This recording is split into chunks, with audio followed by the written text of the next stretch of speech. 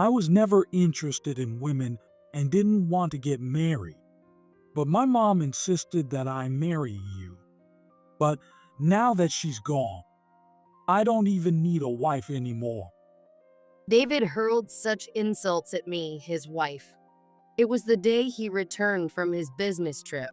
A photo fell out of David's wallet. In the picture, David was with a woman in her 30s and a small boy, all smiling happily. It looked like a family photo. Folded with the photo was a piece of paper. It was a divorce paper, already signed by David. Moreover, David's name was already filled in. So he wants to divorce me and marry this woman? I decided to consult with my relatives, Tom and Laura. When I asked them what to do from now on, they came up with a proposal. While David was away for a week, I quickly submitted the divorce papers and carried out Laura's plan. Now I wondered how David would react when he returned to find our home completely changed. My name is Emily, and I'm a 45-year-old homemaker. I've been married into a prestigious family for over 20 years, but we don't have any children. The reason is that my husband, David, is the only son his parents had when they were older, and he likes to be the center of attention and dislikes kids. That said, from what I've seen, his parents are both good people and didn't seem to spoil him. It's just that David grew up with a possessive nature. I met David through a formal introduction. My first impression of him was that he didn't seem interested in women. Is this guy really serious about getting married? Looking at David, I hesitated about the marriage, thinking it was a rare, formal match even for that time.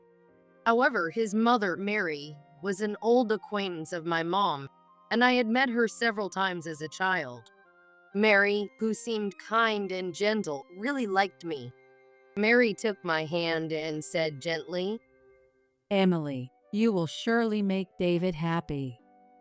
That one sentence moved my heart. If he was raised by such a kind mother, he must be a good person. Thinking that, I decided to go through with the marriage. After we got married, we moved in with David's parents, but 2 years later, his father passed away in his 60s. Mary, deeply saddened, soon fell ill and required care. David, busy with his duties as the company president, left most of Mary's care to me with the help of a caregiver. 20 years later, despite my best efforts, Mary quietly passed away. Losing Mary, whom I adored, left me heartbroken. However, David didn't show any sign of sadness. On the contrary, he acted as if he now ruled the house. David had always been quiet at home since we got married. Since his father's passing, he had been working late every night as the president of the company he inherited from his parents. As a result, he rarely paid attention to our home, leaving important household decisions to me. But I didn't mind. He was a man of few words even during our formal introduction, and Mary had warned me that David was brusque and not very talkative, but not a bad person.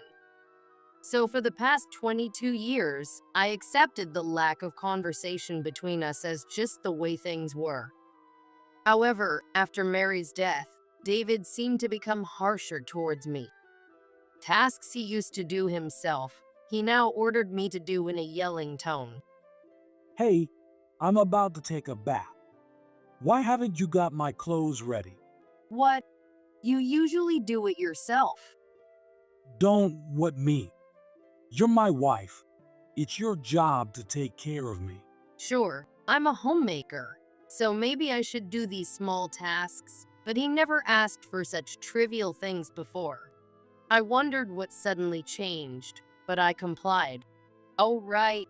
Sorry. I quickly got David's clothes ready. Was he just being considerate because I was taking care of his parents before? Maybe he couldn't act this way in front of them. I was just confused by David's sudden change in behavior. Being home all the time, I didn't have any close friends to talk to. The only person I could confide in was Laura. who often visited me during weekdays. Laura is married to Tom, David's cousin. Tom's father is David's father's brother, but since Tom had kids first, he's 5 years older than David, making him 50. Laura, his wife, is 48 and older than me, and she's someone I can always rely on for advice. Today, Laura came over again while our husbands were at work. Seeing me at the door, Laura looked concerned and peered at my face. Emily, what's wrong? You look pale. I touched my cheek and widened my eyes. Really? I didn't notice. Have you been going through something tough lately? You can talk to me if you want. I definitely had complaints about David lately. I started to tell Laura about how David had changed since Mary passed away. I found myself venting, but Laura listened quietly. I'm sorry. I haven't been able to talk to anyone about this, so I just ended up unloading on you. It's okay. It sounds tough. It's hard to believe David, who was always so quiet, suddenly changed and got so short-tempered. Laura seemed to be thinking about something. Her husband, Tom, is the vice president at David's company, and he often talks about work at home. Maybe Laura was recalling some stories about David at work. Then she looked at me as if she had an idea. David. Well, he seems like the type who wants to be in charge. From what I've heard, that's how he is at work. Her words were a revelation to me. Really?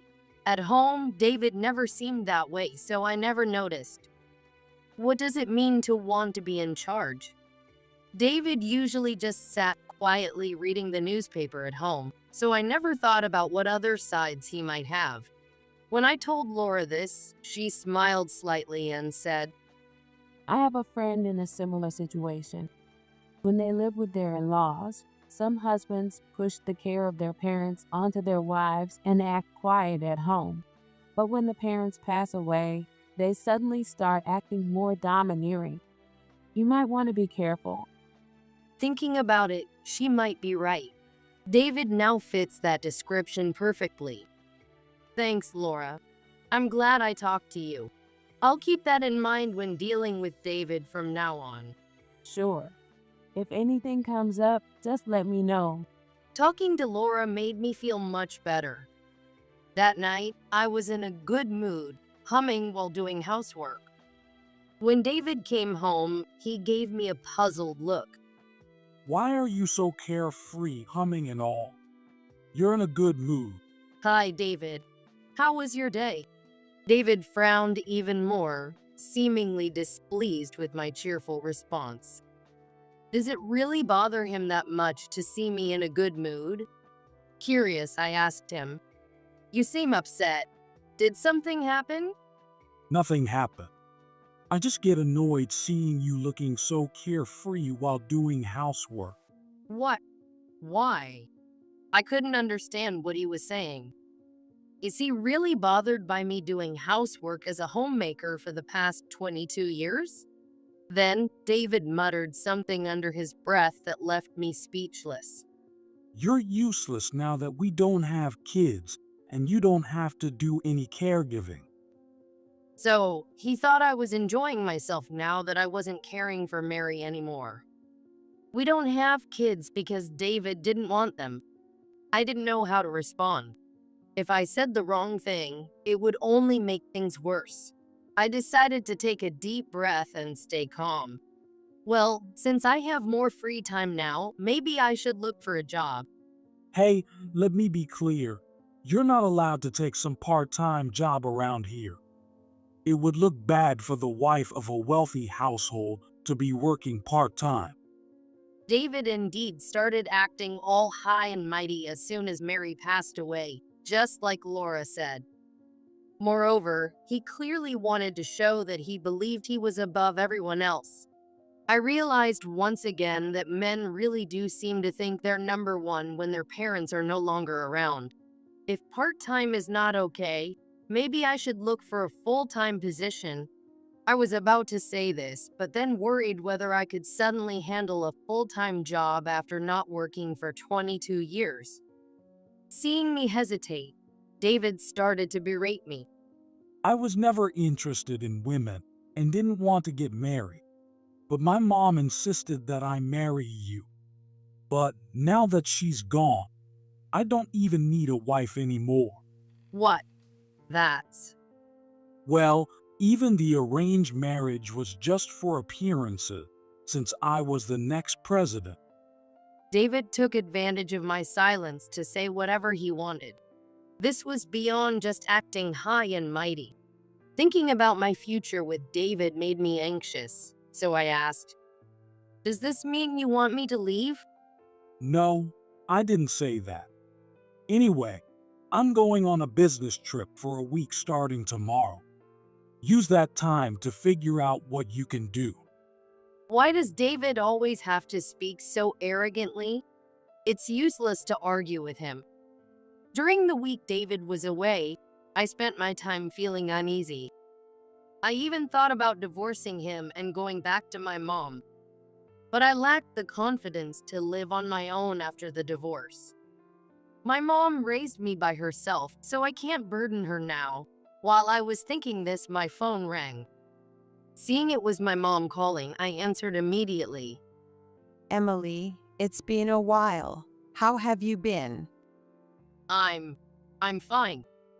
Hearing my mom's voice after so long lifted my spirits a bit. My mom is currently working far away, making it hard to visit often. That's why she couldn't attend Mary's funeral. Mom and Mary were old friends, and she regretted not being able to attend. But now that her work has settled down, she'll be coming back soon. The thought of seeing my mom soon made me happy. I can't wait to see you, Mom. I'm looking forward to it. Me too. When I come back, I need to properly apologize to Mary. I'm really sorry I couldn't attend her funeral. There was a deep reason why my mom felt so strongly about Mary. Anyway, I decided to look forward to the day Mom comes back, and even after finishing the call, I still felt uplifted. Just then, David returned from his business trip. It was much later than planned, already past midnight. He had clearly been drinking and was stumbling around. Hey, I'm home. As soon as he said that, he collapsed in the hallway and fell asleep. I had no choice but to drape his arm over my shoulder and carry him to our bedroom. On the way, his wallet fell out of his pocket, so after getting him into bed, I picked it up. The wallet was open, with cash and cards sticking out. As I was picking them up and putting them back into the wallet, I noticed a small photo taken with an instant camera inside the wallet.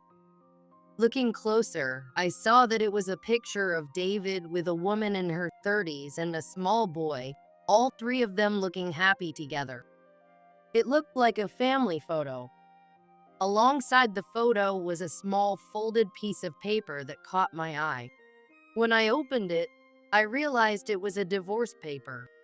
Moreover, David's name was already filled in. So he wants to divorce me and marry this woman? I shook David's shoulder to wake him up. David, wake up. David opened his eyes slightly, but then started mumbling in his sleep. Oh, Emily, put all my stuff away. What? Put everything away. Maybe he means the stuff from his trip, but he doesn't have that much luggage. At the hotel where he stayed, he could have his clothes clean, so he didn't have much to bring back. Maybe he was planning to leave this house after our divorce. But if that happened, I would become the head of the household. This house has been passed down through David's family for generations, so I can't make decisions about it on my own. The next morning, I decided to call Tom's house, the nearest relative. It was Sunday, so Tom was home, but Laura answered the phone.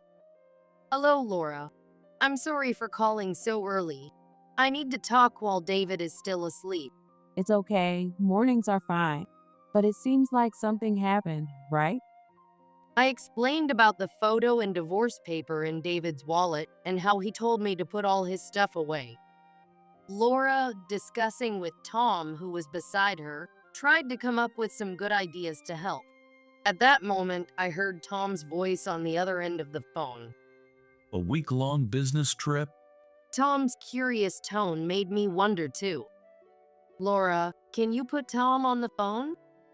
When I asked Laura, Tom quickly took the phone. Hello. What's this about David being on a week-long business trip? Well, David often says he's on long business trips and is away from home for a week at a time. David's never had a business trip that long.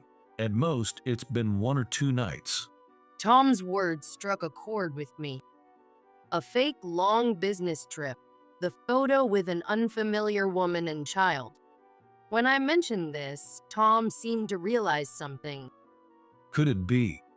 Emily, do you have that photo with you right now? Yes, I do.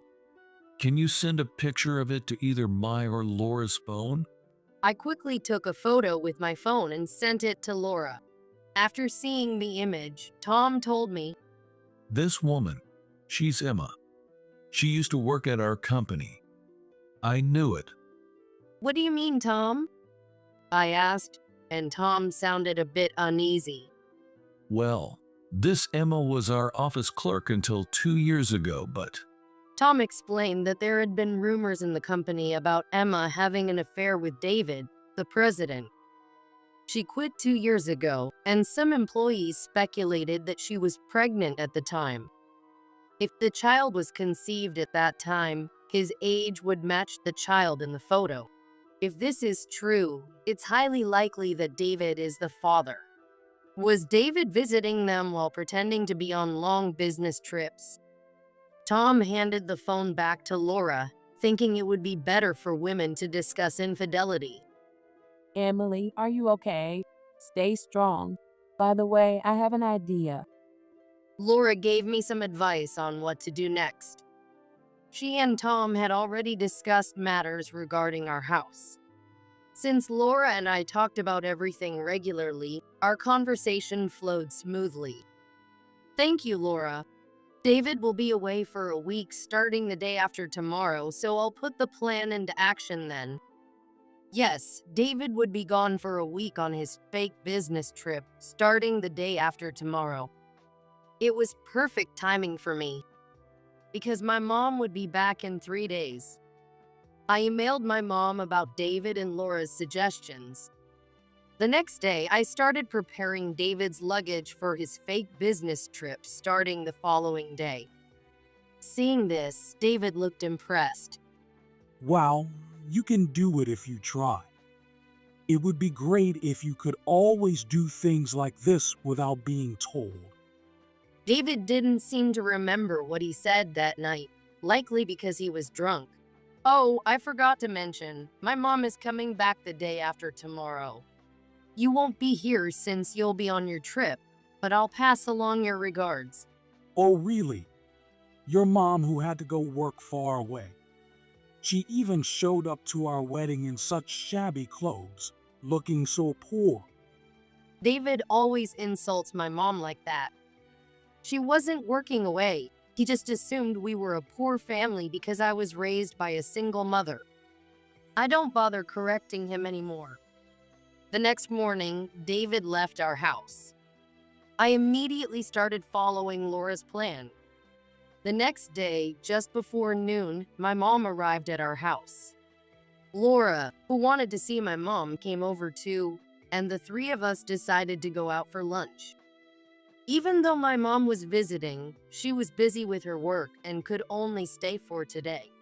She had to leave again tonight. I read your email. You've been through a lot, but the house is so tidy now. Yes, I'm sorry. Since you just got back, there's nothing at home, so we have to eat out. Did you take care of my arrangements? Yes, everything is set. It was last minute, so I couldn't arrange to go with you, but I'm always waiting for you at my place. She handed me a plane ticket. That's great, Emily. Looks like everything will go smoothly now. I can't wait to see David's reaction when he gets back. Yes, it's all thanks to you, Laura. I wouldn't have known what to do on my own. I felt grateful to have such a strong ally in Laura. And I was lucky that my mom returned at the perfect time. Over the next 4 days, I quickly took care of all the arrangements and submitted the divorce papers. Then I left with the plane ticket my mom had given me. At dawn, I looked at my phone and noticed dozens of missed calls. As expected, they were all from David. I figured he'd call again, and soon enough, my phone rang. Hey, why didn't you answer the phone?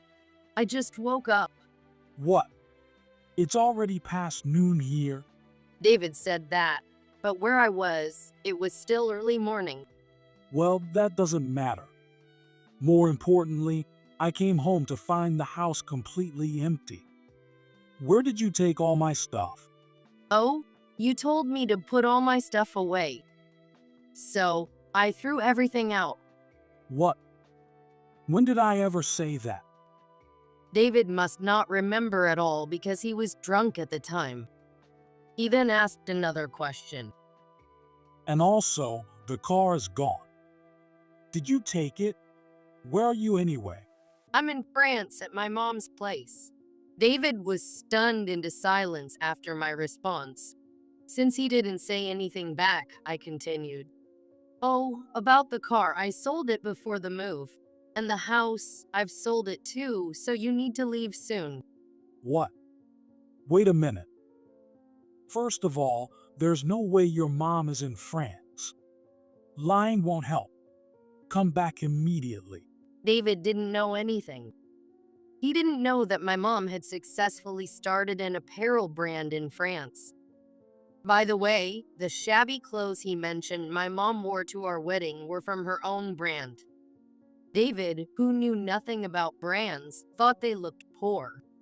Looking back, David had never been involved in any of the family discussions before our marriage. That's why he just assumed my mom was working far away. Mary had been a regular customer at my mom's store back when she was still in the US. That's why my mom and Mary were old friends, and I had known Mary since I was little. When I explained all this, David suddenly burst out laughing. Are you stupid?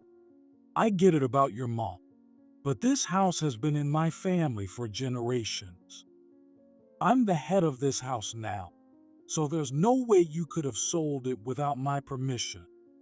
I figured he'd say something like that. I sighed. It seems you didn't know something important. What are you talking about? Mary had left a notarized will stating that the house and land would be inherited by me for my 20 years of caregiving. Mary understood. Even though David inherited the company his father left, he was such an unreliable president that all the important work was entrusted to Tom, the vice president. And David, who did nothing at home, left even the car purchases up to me. That's why I bought the car in my name. David has not fulfilled his role as a leader in both the family and the company. That's why Mary, concerned about me after her passing, entrusted everything about the house to me. Tom and Laura had also agreed to this at the family meeting. David was present at the meeting, but he didn't listen at all, so he understood nothing. That's the situation. And by the way, your fake long business trips have already been exposed. You were visiting that woman, Emma, weren't you? David's face changed the moment I mentioned Emma's name. I continued, as if to deliver the final blow. Emma's child is yours, isn't it?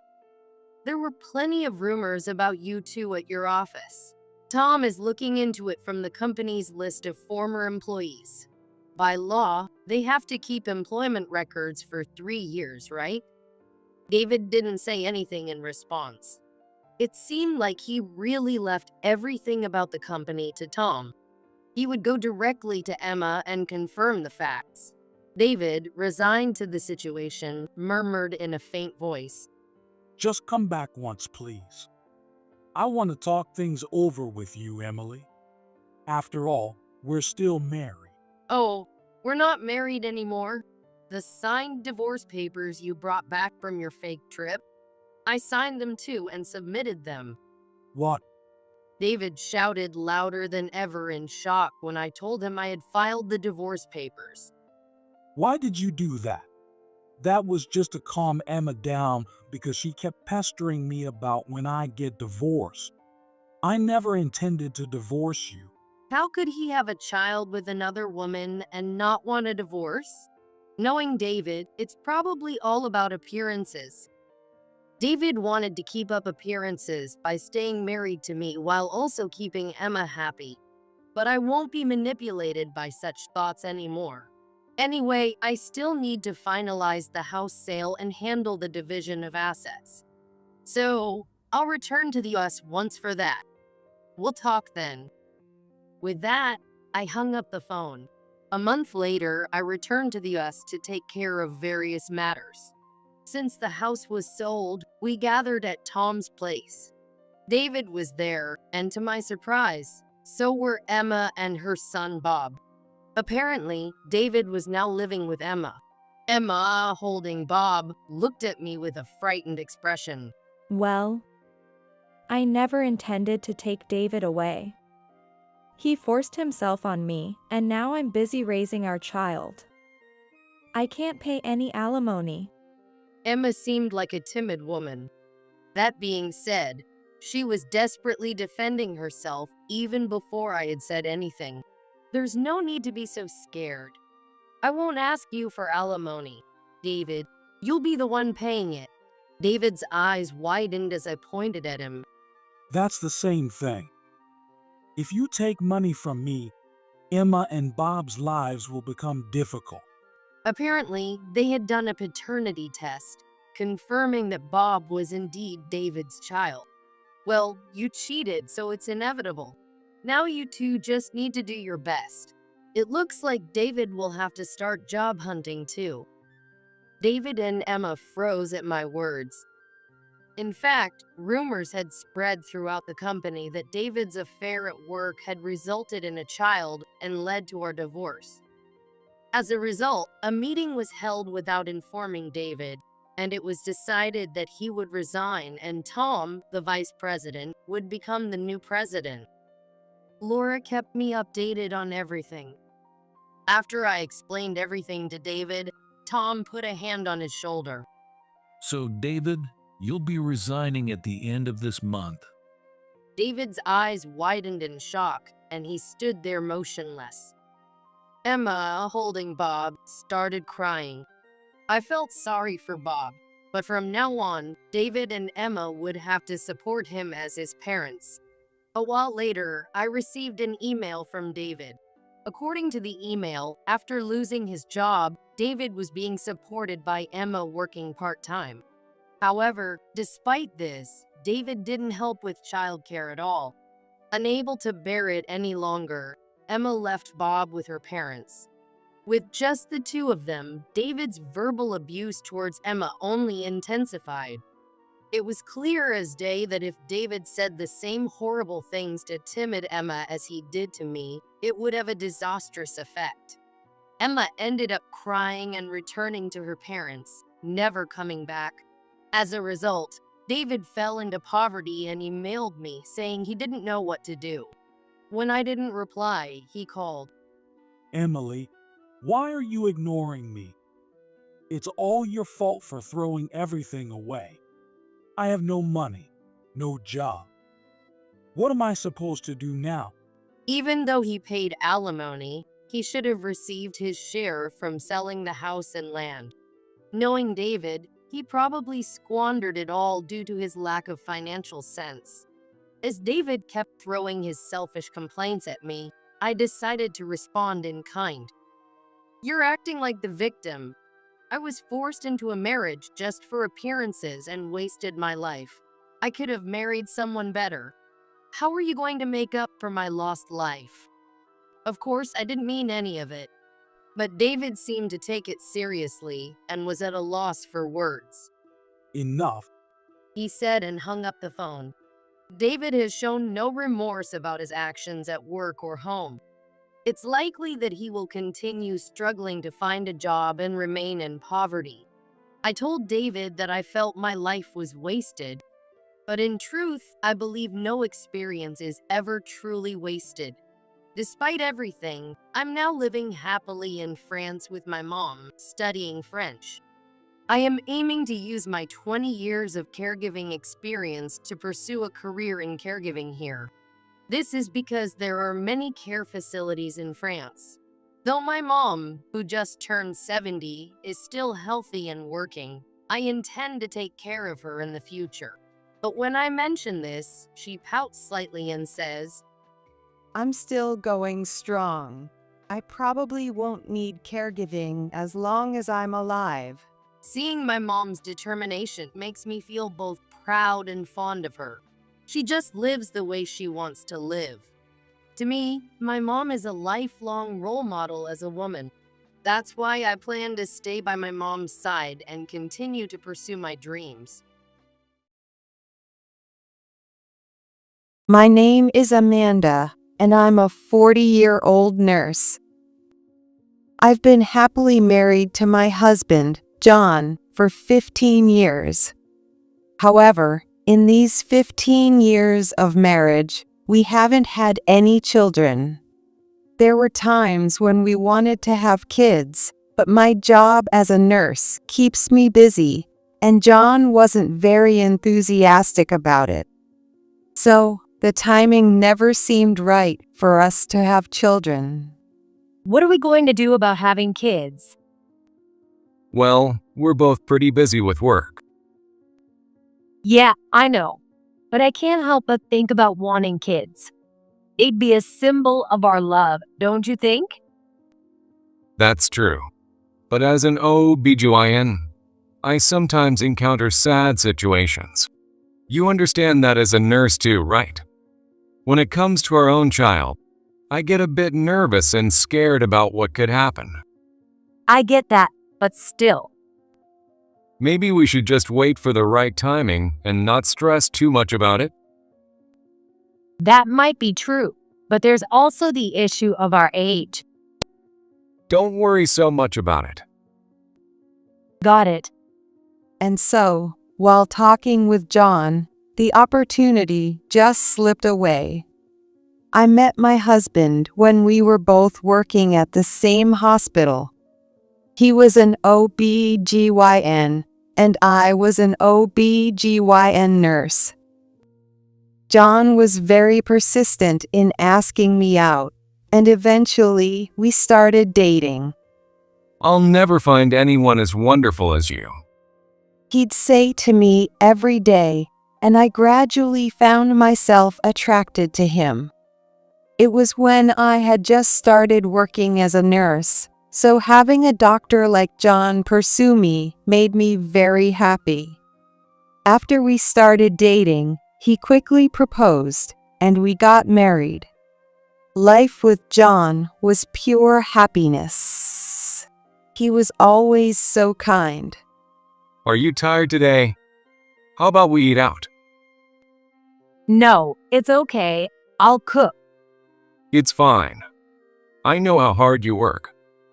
That makes me happy to hear. Maybe we should eat out today then?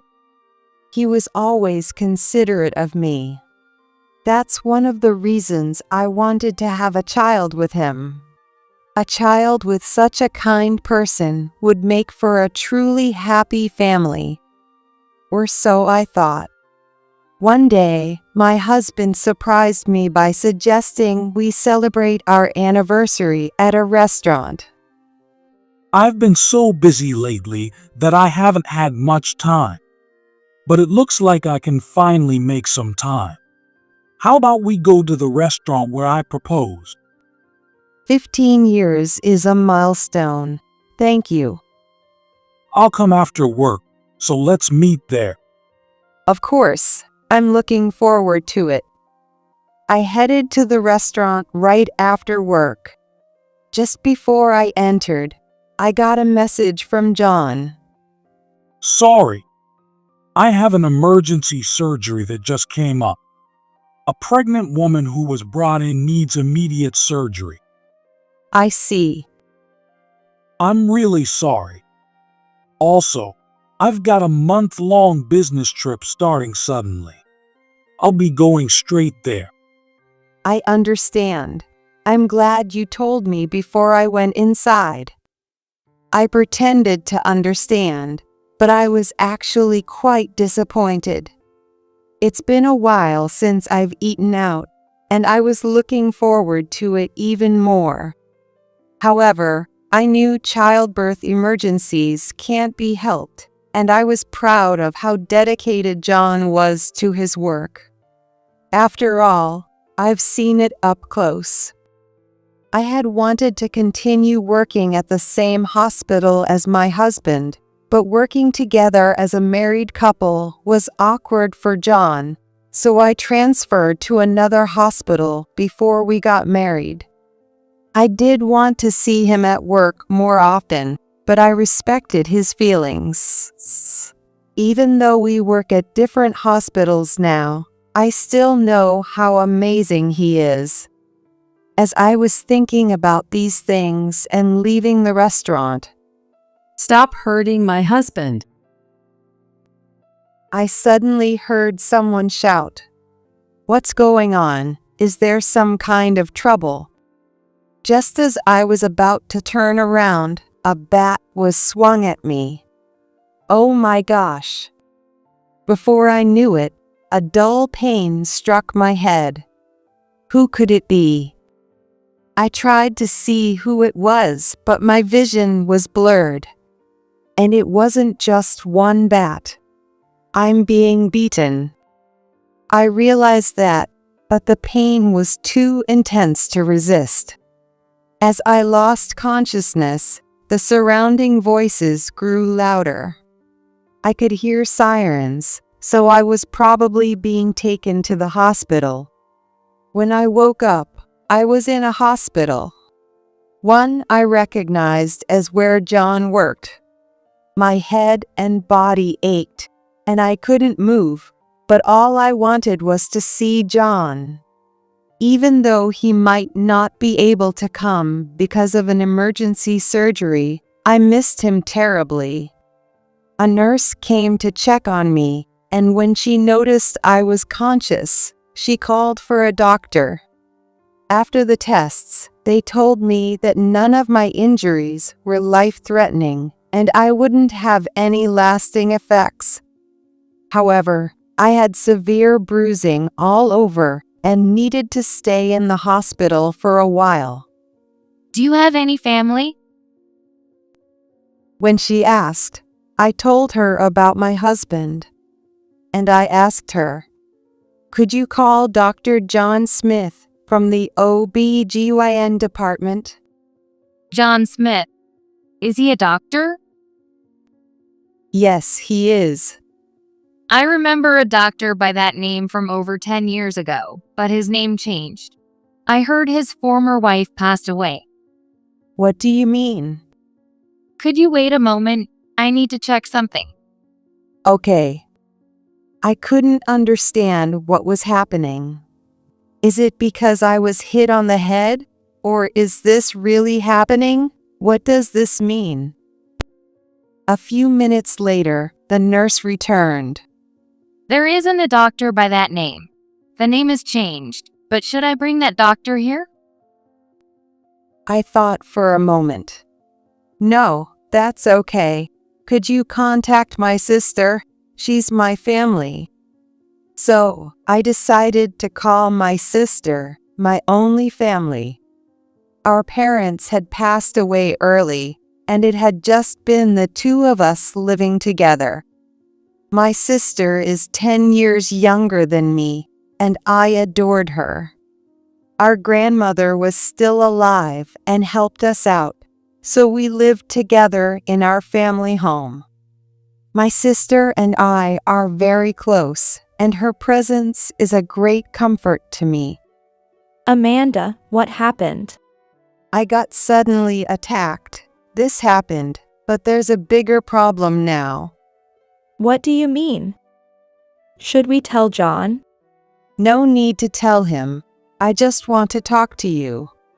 Okay. So, my sister kept quiet for the moment. I began to explain to her. You see, they told me John's name has changed. What do you mean? Well, John Smith is his name, right? But they said it changed.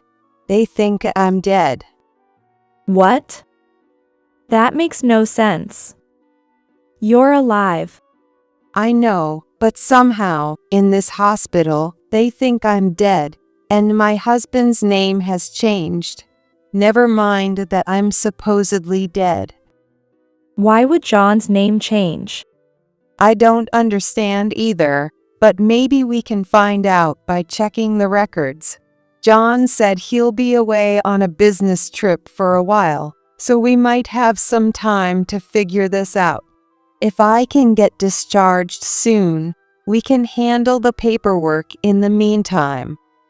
Right. I'll use my contacts to look into it. Thank you.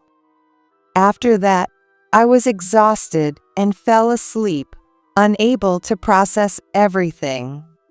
Luckily, my injuries weren't too serious, and I was able to leave the hospital in a week. My sister shared what she had found. Is it possible to learn so much in just 1 week? Yes. So, the woman who attacked you is named Melissa. She was caught by people nearby and is now in police custody. Also, there was a boy with her who was also apprehended. A boy? Oh yes, there was more than one bat.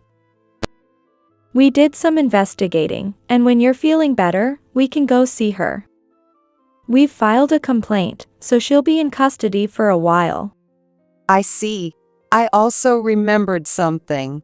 When I was attacked, I heard someone shout, "Stop hurting my husband." Really? But we might find out more when we talk to her. All right, I'll go see her after dropping off my stuff at home. So, I headed to the detention center right after leaving my things at home. When the woman was brought out, she looked completely different from what I had imagined. I expected someone violent, but she seemed very calm and subdued. However, she appeared extremely frail. Hello, I'm Amanda. I'm Melissa McCarthy. I recognized her last name and was certain. I started to ask her questions. You shouted, "Stop hurting my husband." What did you mean by that? Exactly what I said. You're hurting my husband. You've been stalking my husband, John, haven't you? Stalking. Yes. Even though you were dating him before, he married me. But you kept following him. You forced him to go out to eat with you recently, didn't you? My husband couldn't come home every day because he was worried about what you might do if you found our home. We felt suffocated because of you. We can't travel. I had to quit my job. And we rely on online grocery delivery because we can't go to the store. And yet you went out to eat with him. All right. It seems there are misunderstandings between us. By the way, where did you meet John? I was planning to raise my child as a single mother. But while I was pregnant with my son, I met my husband. I went for a checkup at the hospital where my father is the director, intending to give birth there, and that's where I met him. He was very attentive. At first, he probably thought he had to be careful because my father had told him I was his daughter. But he gradually started to like me and reached out to help. We got married 13 years ago and even had a wedding reception. I see. So, if you hadn't been stalking my husband, we could have been happier. That might be true, but it's the same for me. However, there's one thing I need to tell you. What is it? Are you still going to say you're married to my husband? Actually, I thought we were married. I believed John had filed for marriage papers, but that wasn't the case. What? When I checked the marriage certificate, there was no evidence that we were ever married. I thought he had taken my last name, so I never changed mine, and there were no procedures done. So I never realized. What do you mean? He proposed to me, but he said, I come from a family of women who cheat. I don't want to marry you into such a family. Could I join your family as a son-in-law? So I agreed. But we never went to file the marriage license together. He said he would handle it alone. So I don't even know if he really filed it. So, He was in a bigamous state. Since bigamy is not allowed in the US, he used his job to create this situation. no way. So I was deceived? Yes. In fact, we don't have children. Because of his work, he said he didn't want to have children. But the truth is, having a child would reveal that we weren't legally married. That's why we didn't have kids. And he thought no one would find out that he hadn't joined my family as a son-in-law. My husband's last name was Smith, and my last name is also Smith. Since our last names were the same before we got married, no one would notice, even if he hadn't submitted the marriage certificate. When he married you, he played the tragic role of a widower and told you he remarried, even though he didn't have a divorce on his record.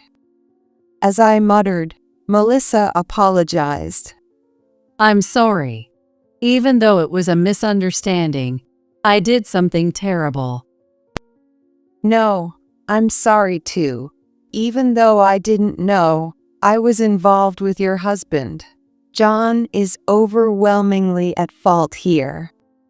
But wait, I still can't wrap my head around this. That's understandable. I've had some time to process after hearing the story, but being in detention and then finding out her husband was bigamous is a lot to take in.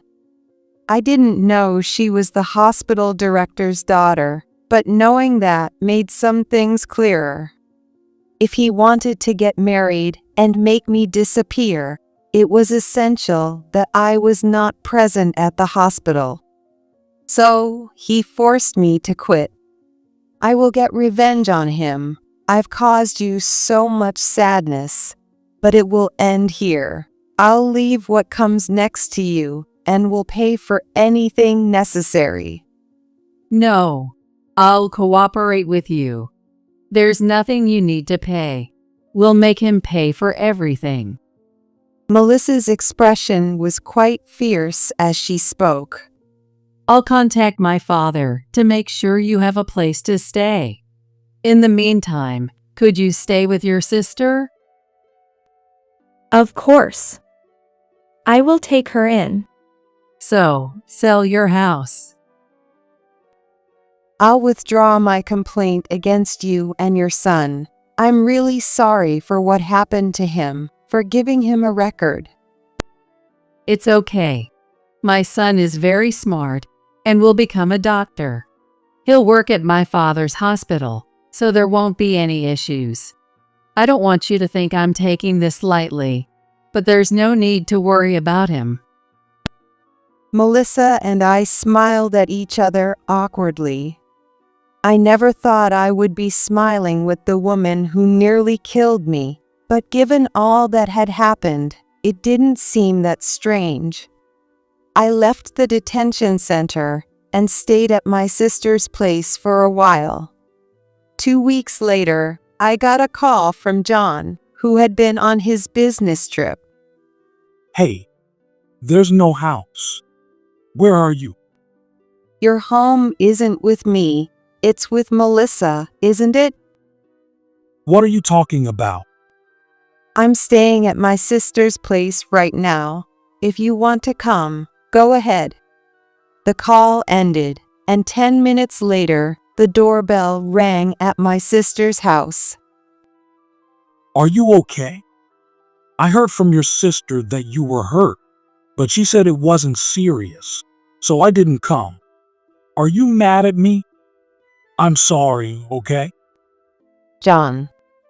Then John hugged me. It was a hug I used to long for, but now it just made me feel disgusted. Don't touch me. Who is the Melissa woman to you? Wait, did she attack you? She's crazy. She's attacked me many times too. It was just a fling, but she got serious. Whenever I tried to break up, she'd go nuts. She's dangerous, so stay away from her.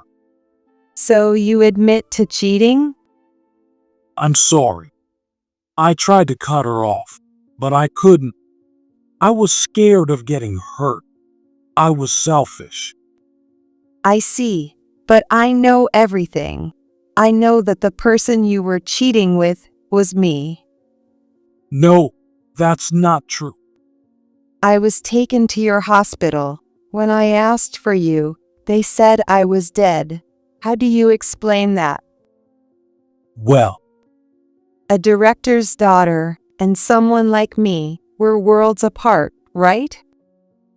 she threatened to fire me if I didn't marry her.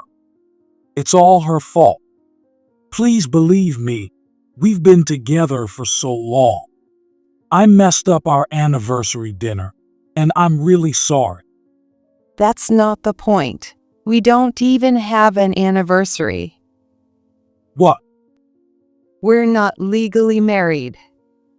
That's Enough. I'm tired of your pathetic excuses. It's her fault. Because of her. We were a happy couple, and she ruined it. Should I call her in? That was the signal for Melissa to enter the room. What? You got out.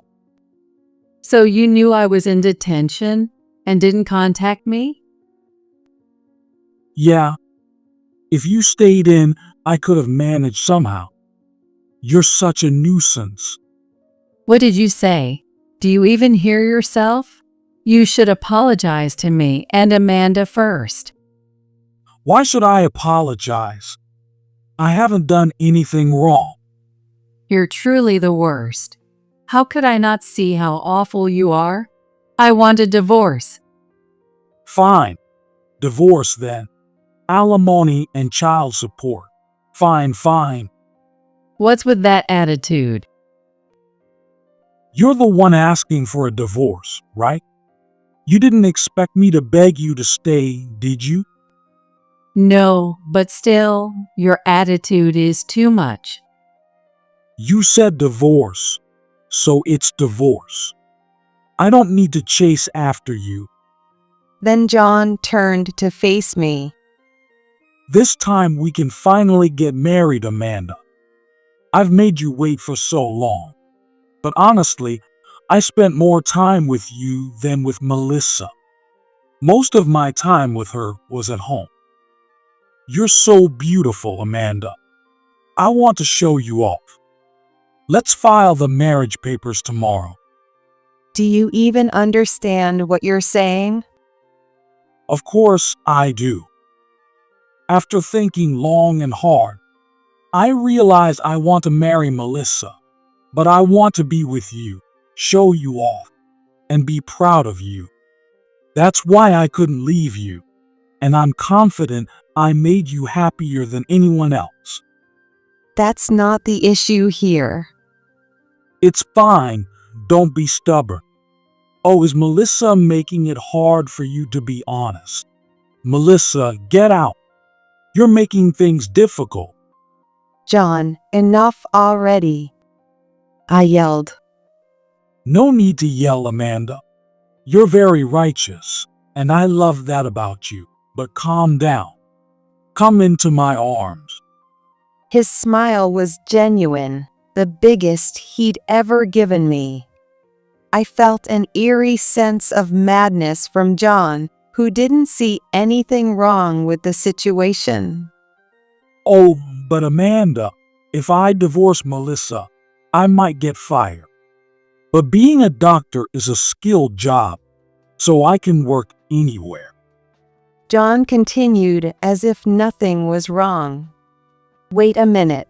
First, an apology, then finalize the divorce with Melissa. And of course, we can't fix our relationship. Why don't you see the gravity of the situation? Because I did nothing wrong. Sure, Melissa had to put up with a bit, but I heard you everything you want. And now she wants a divorce.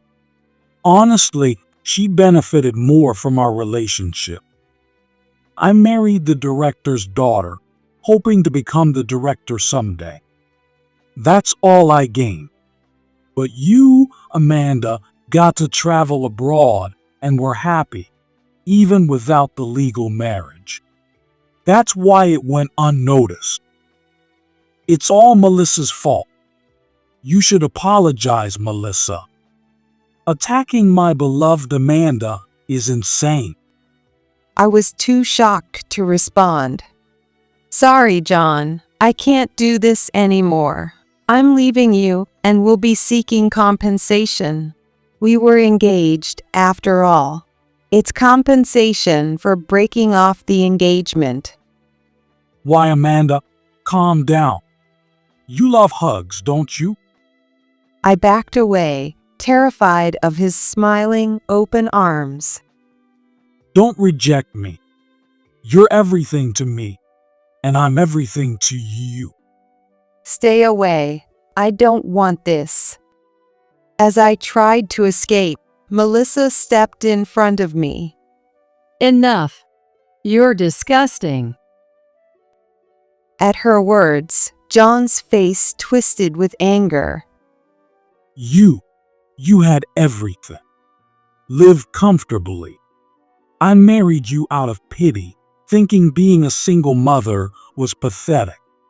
And now you cause this mess? Unbelievable. John lunged at Melissa.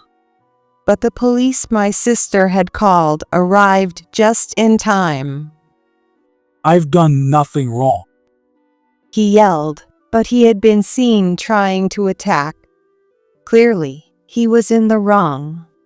As John was arrested, I said, I'm filing a complaint for marriage fraud.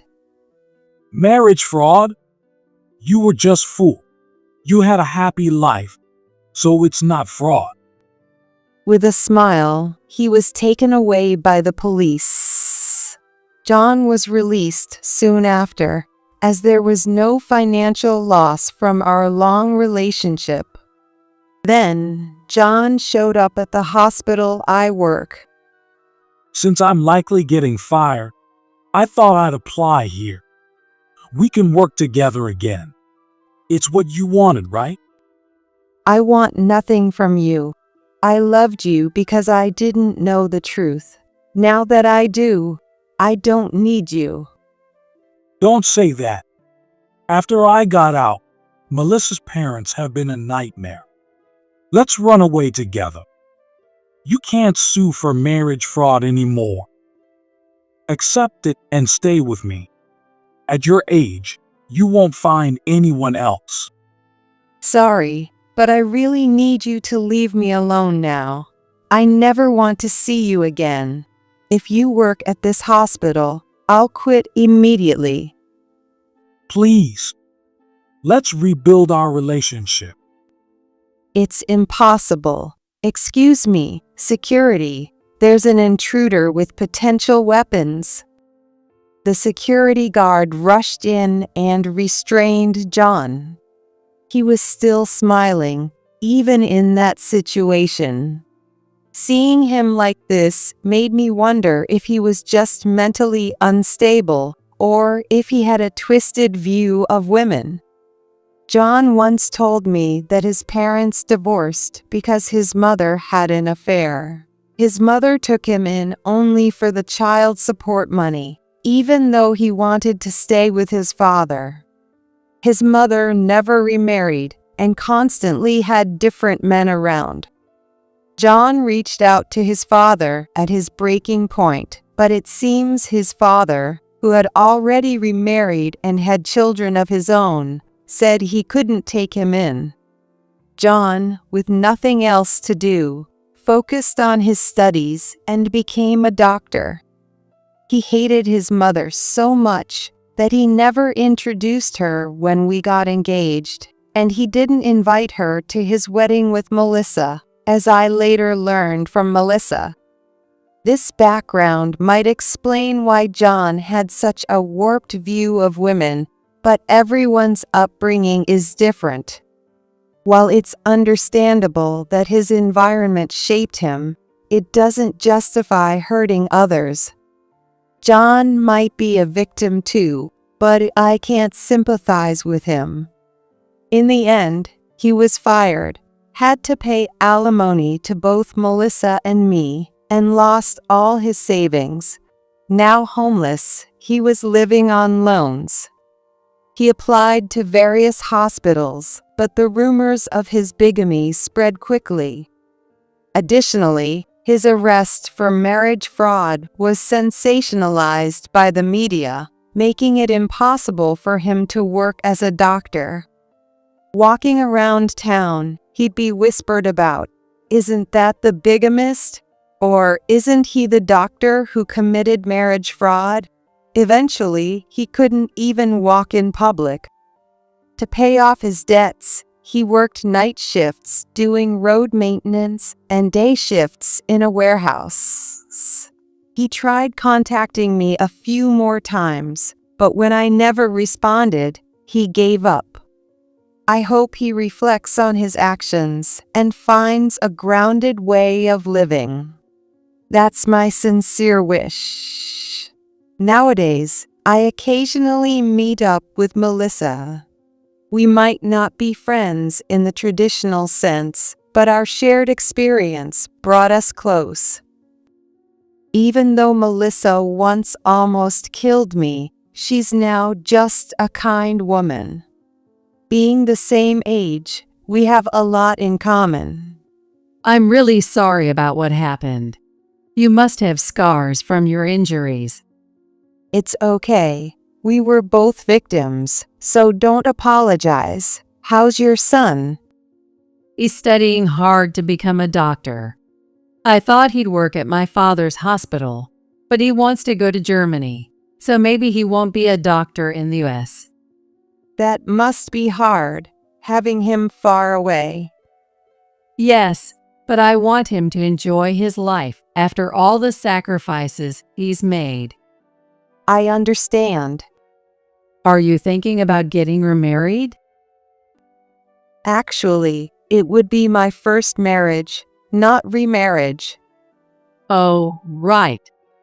Not really. For now, I just want to focus on my work and living my life fully.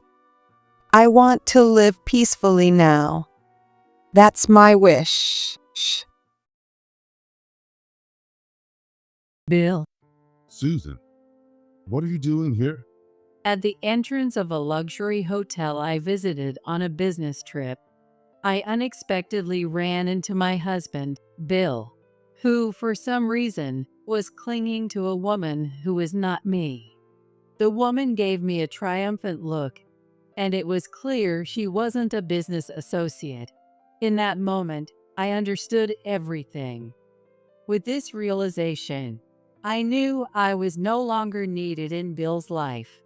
I let out a laugh and said, "I'm sorry to interrupt you," as I walked towards the station. No, it's not like that. The woman's triumphant laughter and Bill's panicked voice followed me, but I didn't look back and just got on the train. As I watched the nightscape pass by the window, I thought about catching Bill in the act, but surprisingly, I didn't feel despair. I was going to live a different life from Bill. All I needed to do was take care of Emily. Before stepping back completely, I would do everything I needed to do properly. My name is Susan, and I'm 42 years old. I met my husband, Bill, during our college days when we happened to be in the same research lab. We quickly grew closer by attending the same seminars and sharing similar hobbies. Thanks to our professors' connections, we chose jobs in the same area, so we often had meals together and discussed work problems. And this naturally deepened our relationship, and we eventually got married.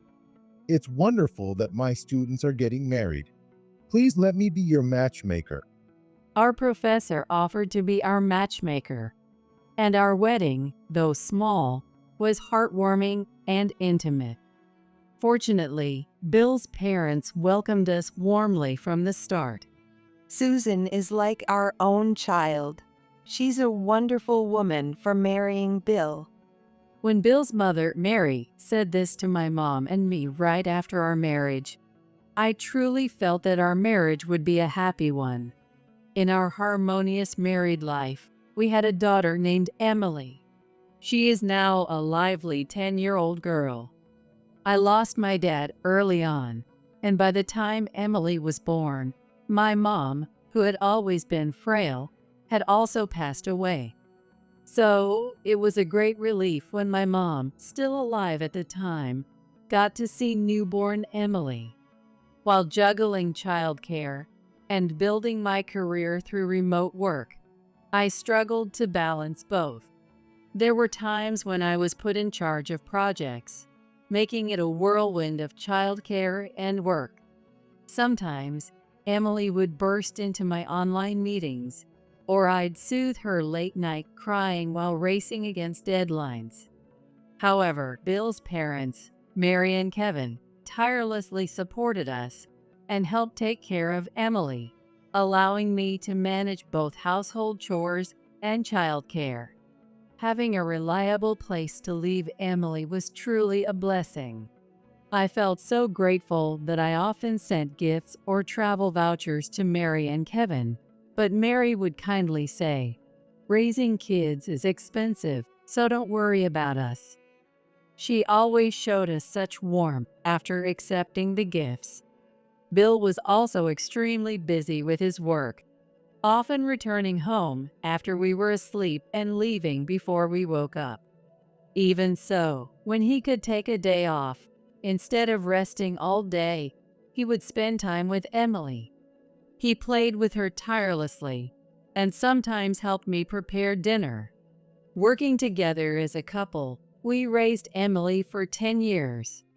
However, during those 10 years, Bill seemed to change. His mouth twisted, and he developed a sarcastic tone, with a look of bitterness in his eyes. Bill's noticeable change in attitude began when my salary surpassed his. It seemed he couldn't stand it.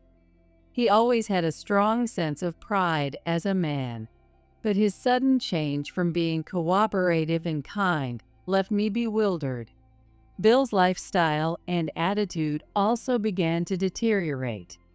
"Hey Bill, please stop leaving your socks inside out, and don't throw things into the trash can like that.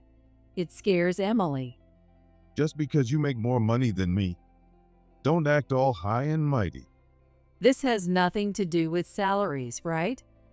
Oh no. Women have it so easy, don't they? Talking to him like this never led to a productive conversation. Even if we did talk, it always turned into an argument. That's no way to talk. All right. I was just joking. Bill would wave his hand dismissively, but I knew it wasn't just a joke. His real frustration was seeping through. Especially during meals, the atmosphere would get tense, even with Emily present. One evening, I was late preparing dinner, and it ended up being leftovers. "Sorry for being late. We'll have to settle for yesterday's leftovers." Hey, You made us wait, and now you're serving leftovers?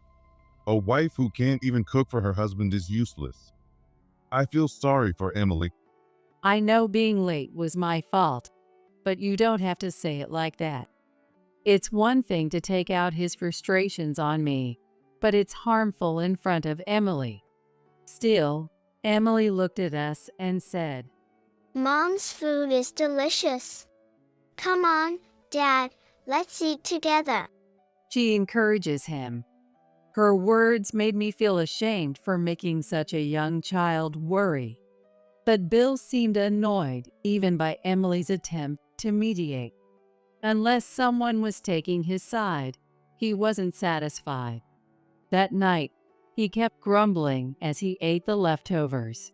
One day, when I served mac and cheese, Bill made a strange comment.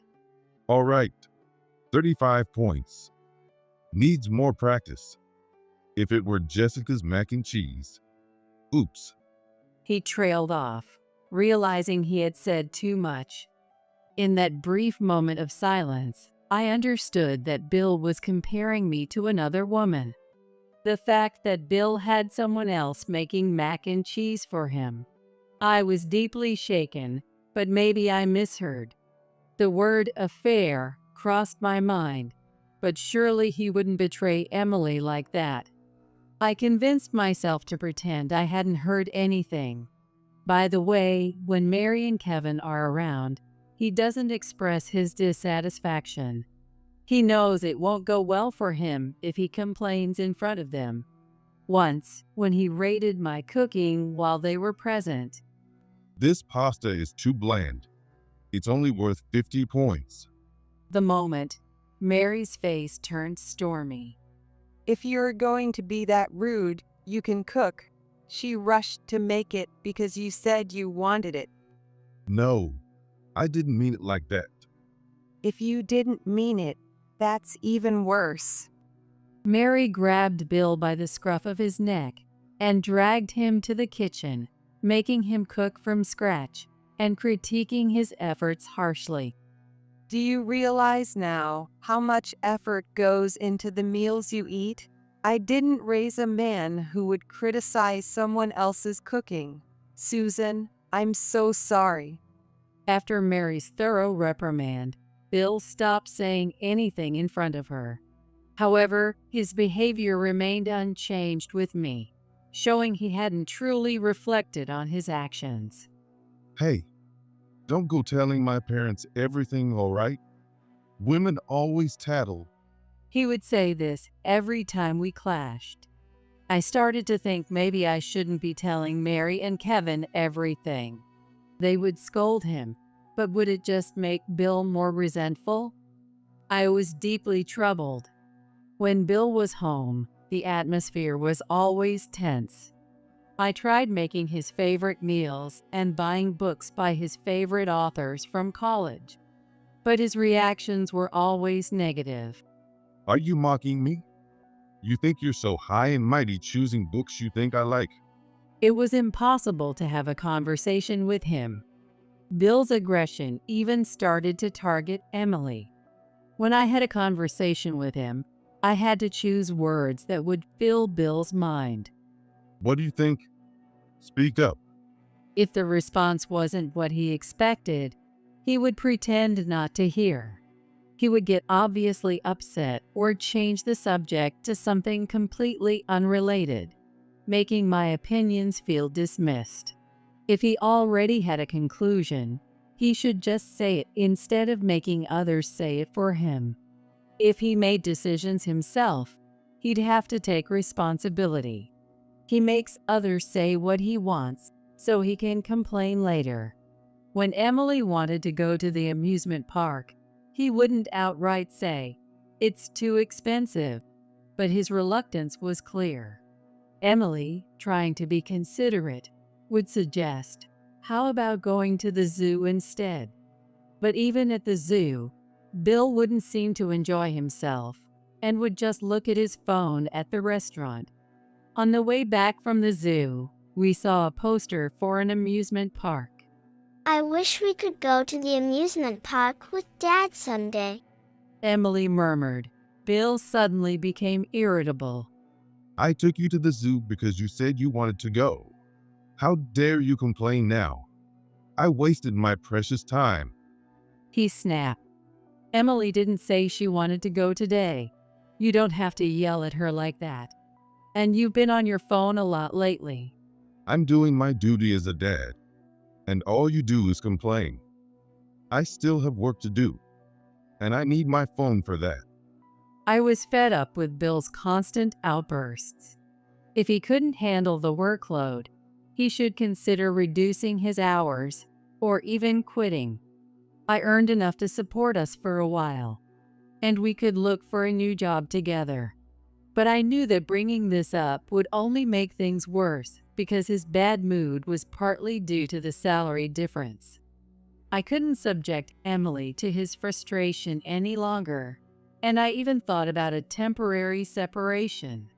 I hoped that once Bill's project was finished and he got his promotion, he would return to being the kind husband he used to be. The one thing that seemed to relieve Bill's stress was playing games with Emily, and during that time, he always smiled.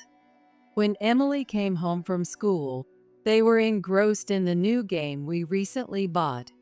During these times, the house felt cheerful, and Emily was always smiling, which made me feel relieved.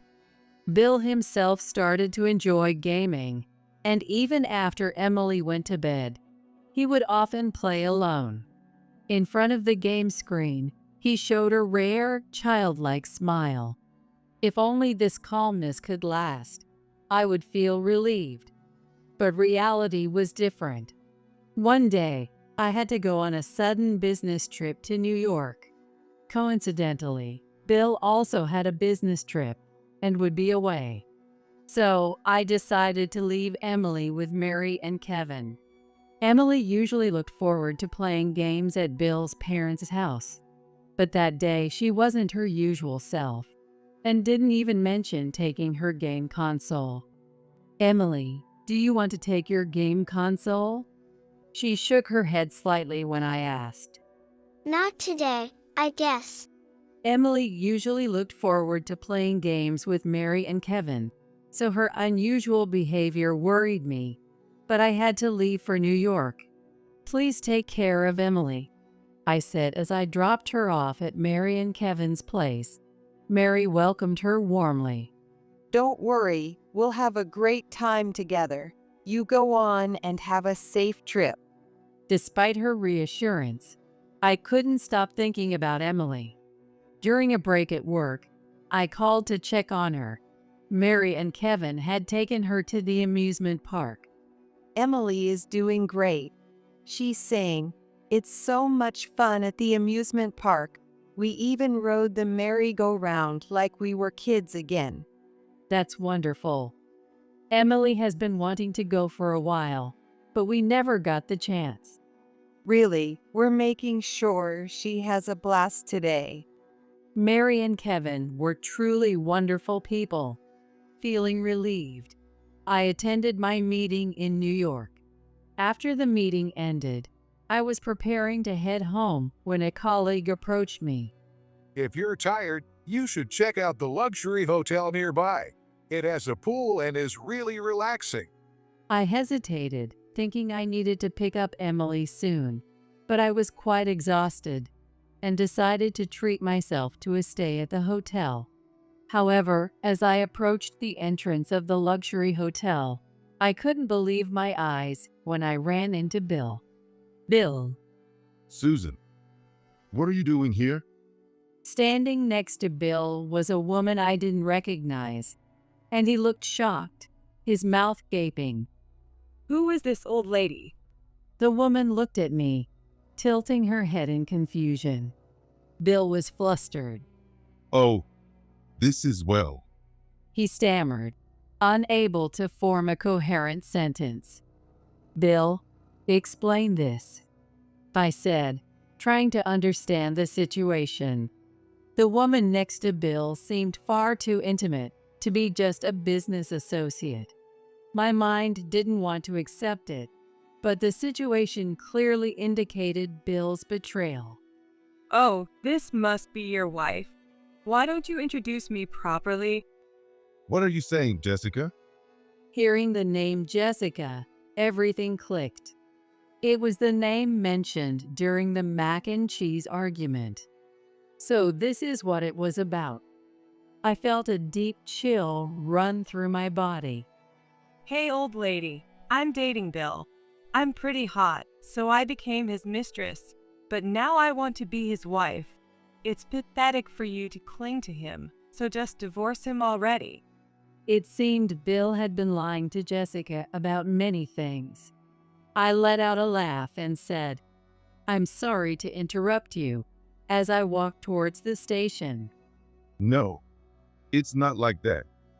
Jessica's triumphant laughter and Bill's panicked voice followed me, but I didn't look back and just got on the train. As I watched the nightscape pass by the window, I thought about catching Bill in the act, but surprisingly, I didn't feel despair. I was going to live a different life from Bill. All I needed to do was take care of Emily. When I went to pick her up from Bill's parents, I found her fast asleep on Kevin's back. She seems to have played so much that she fell asleep. Thank you so much for taking her to the amusement park. I really appreciate it. No need to thank us. You could have stayed longer in New York. Do you want to stay the night? Seeing Mary and Kevin's smiles made my heart ache.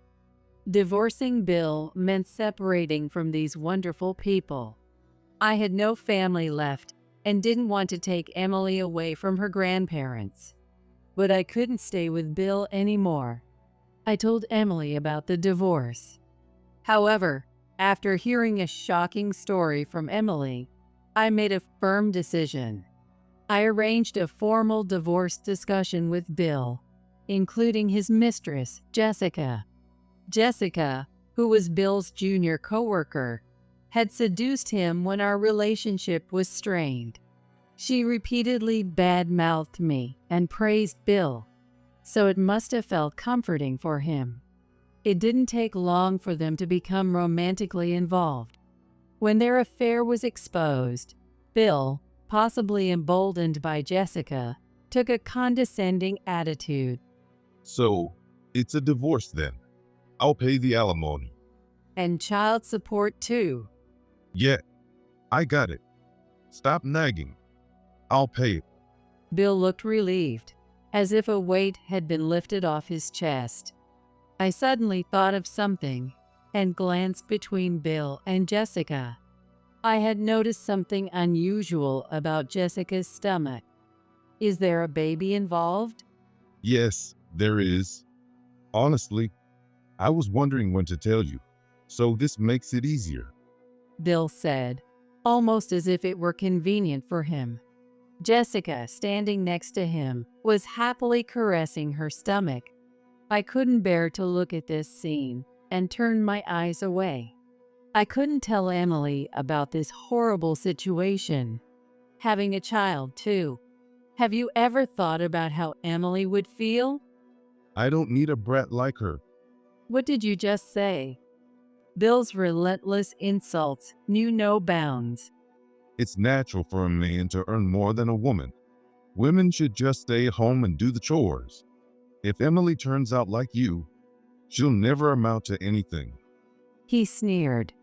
My body shook with anger.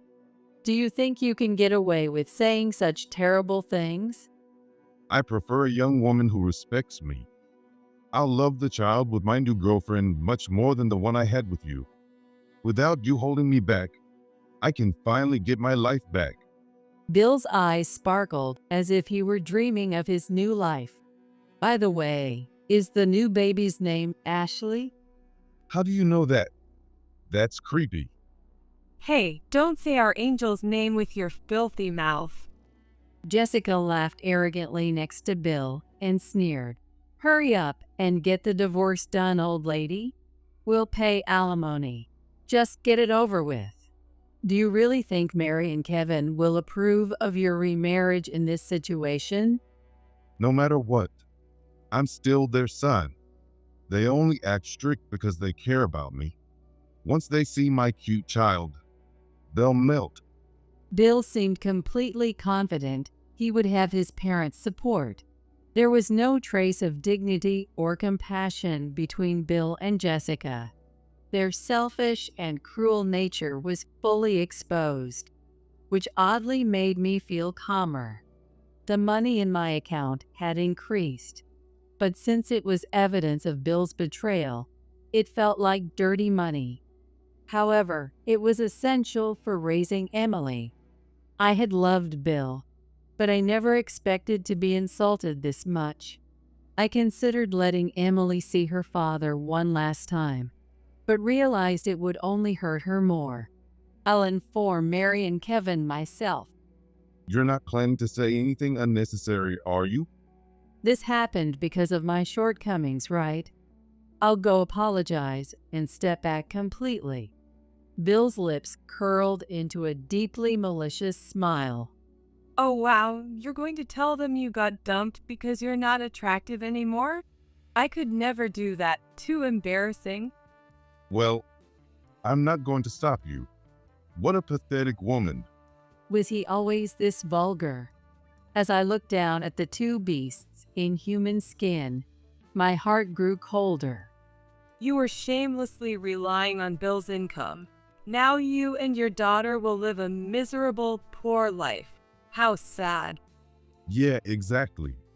It seemed Jessica thought I was a lazy housewife living off Bill's income, who was about to be kicked out. Bill's pride wouldn't allow him to admit that he earned less than I did.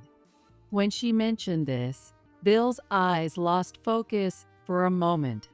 I'm not pitiful. You two are the pathetic ones. You look so pathetic making excuses, old lady. I said nothing more, left the meeting, and filed for divorce. This marked the end of my marriage. The kind Bill I once knew was gone. Now it was my turn. I visited Mary and Kevin's house, calmly informed them of our divorce, and apologized, saying, "I'm sorry, it's my fault for not being enough." They looked shocked and exchanged glances. What happened? Did Bill do something again? No, it's my fault for not being able to satisfy him. I continued to explain. When I told Emily about the divorce, she shared something with me too. It was the reason she had stopped playing games on her console. When she looked at the saved game data, she accidentally opened Bill's file. In Bill's game data, the main character was named after him. The female main character was named after his mistress, and the other was named Ashley. Emily understood what this meant because one of her classmates' parents had divorced due to the father's affair. Does Dad not want me anymore? Shocked, she didn't take her game console with her. Seeing the names of his mistress and their child lovingly used in the game must have broken Emily's heart. I didn't tell you because I knew it would make you sad. Hearing such words from my child made me feel helpless. Emily had suffered so much, and I knew nothing. Meanwhile, Bill was completely engrossed in his affair, ignoring Emily's feelings. He must have been in a good mood while playing that game because it reminded him of Jessica. This is unbelievable. I can't believe Bill was such a heartless person. You tried to protect us, didn't you? I'm so sorry. Emily was looking forward to playing games with her grandparents. This is just. But thinking about her, I said in a barely audible voice. Mary grabbed my shoulder. Don't worry, we will never accept Bill back. That's right. It would be much worse to be separated from Emily and you, Susan. For a moment, I had feared they would side with their son and cast us out. But Mary and Kevin were supportive and kind. With their support, I decided to move from our current home to a new place. In the meantime, Bill took Jessica to visit his parents, but they were chased away. Bill assumed his parents would favor their biological son. I guess Susan told you, but we got divorced, and I found myself a young wife. Aren't you happy for us, Mom and Dad? Nice to meet you. Unlike the old lady, I'm cute, so let's get along. You'll have an even cuter grandchild soon. Their arrogant attitude only earned them angry shouts from Mary and Kevin. How dare you? You've done the worst thing a father and husband could do, and you have the nerve to come back here. And you, Jessica?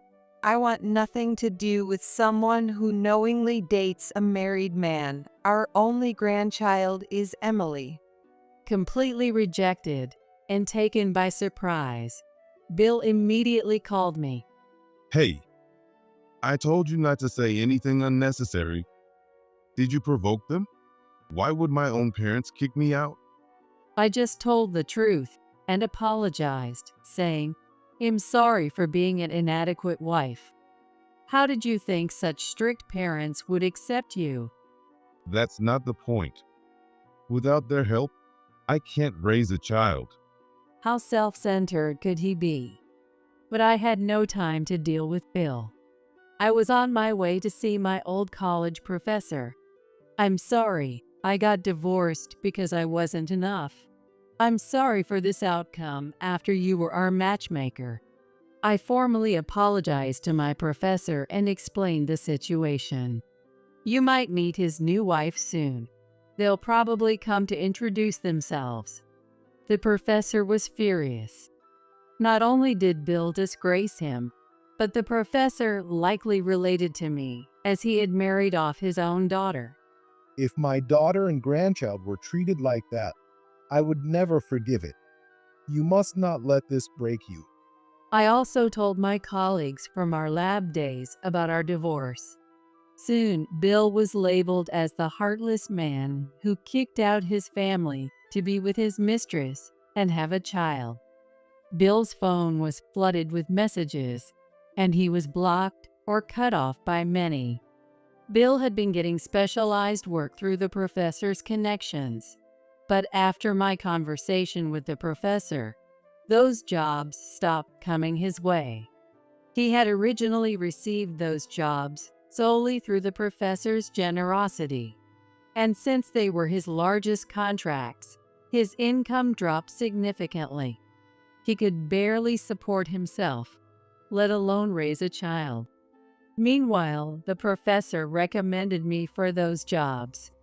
You had better grades after all. How about giving it a try? Since Bill and I shared the same field of expertise, I could handle the work. I still had my usual remote work, so it was quite challenging, but it was rewarding to use my knowledge in this new job. Naturally, Bill was furious. Why should I lose my job over an affair? You set this up, didn't you? You were jealous of my work and planned to take it by making me have an affair. I was trapped. Unable to accept reality, he started making irrational accusations. At work, Bill had been arrogant, so they were grateful to have me take his place.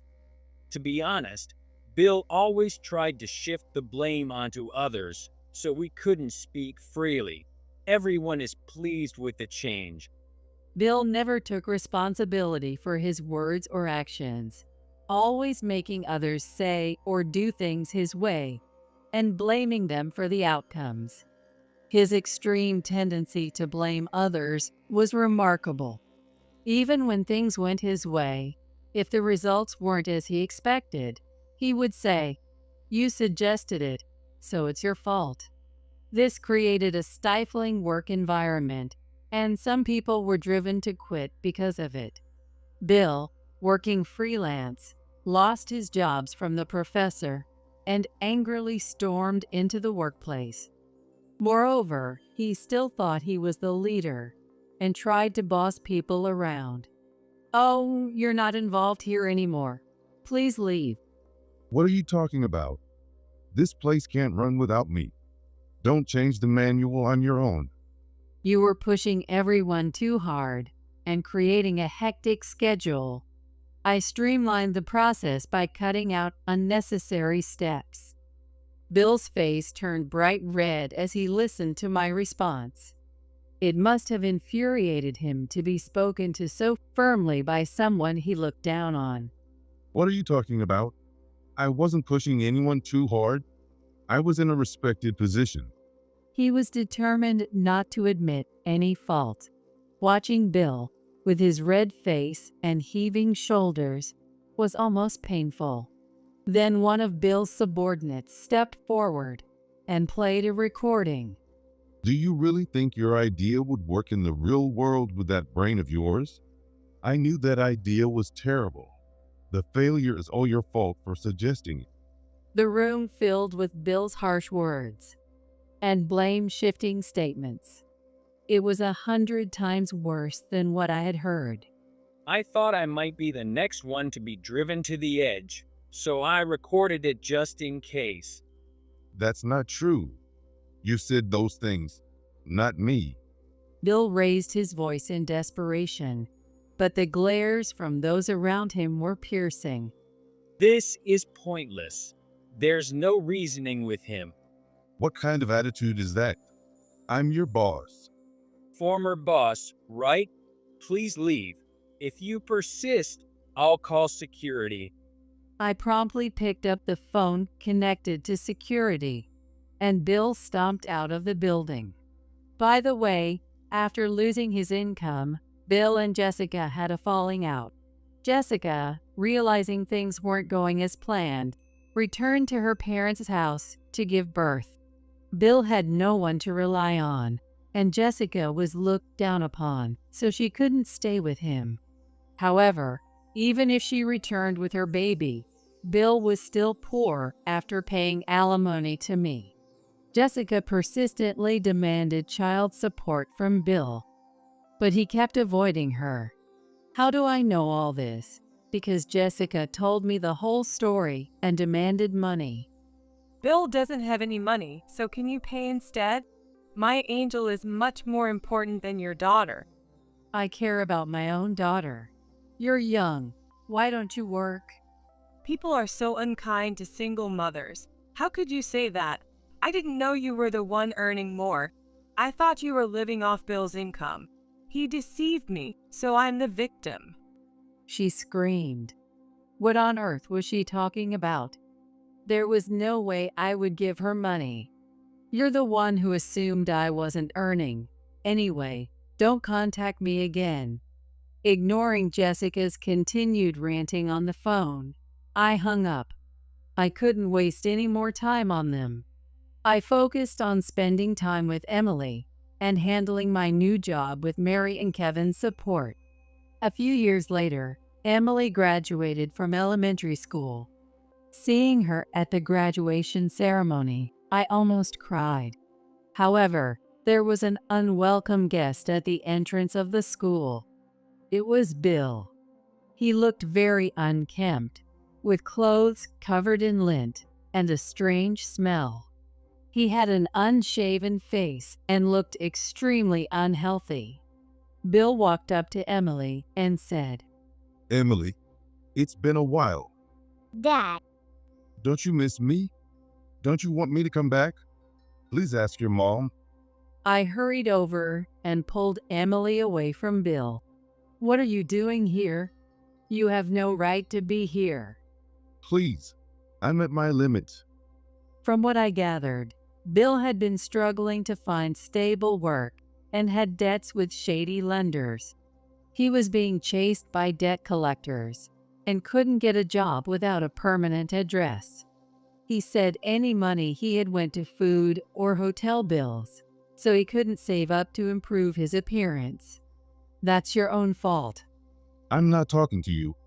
Emily, if you just say yes, I can come back. Bill hadn't changed at all. He was still trying to make Emily say, I wanted you back. Dad. What? Bill looked at Emily with hopeful eyes.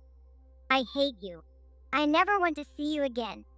Emily's shout echoed. Bill was stunned, not expecting to be rejected.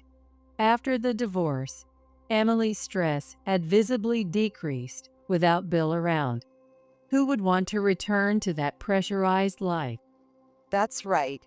You never did anything fatherly, so don't think you can just come back. Wait.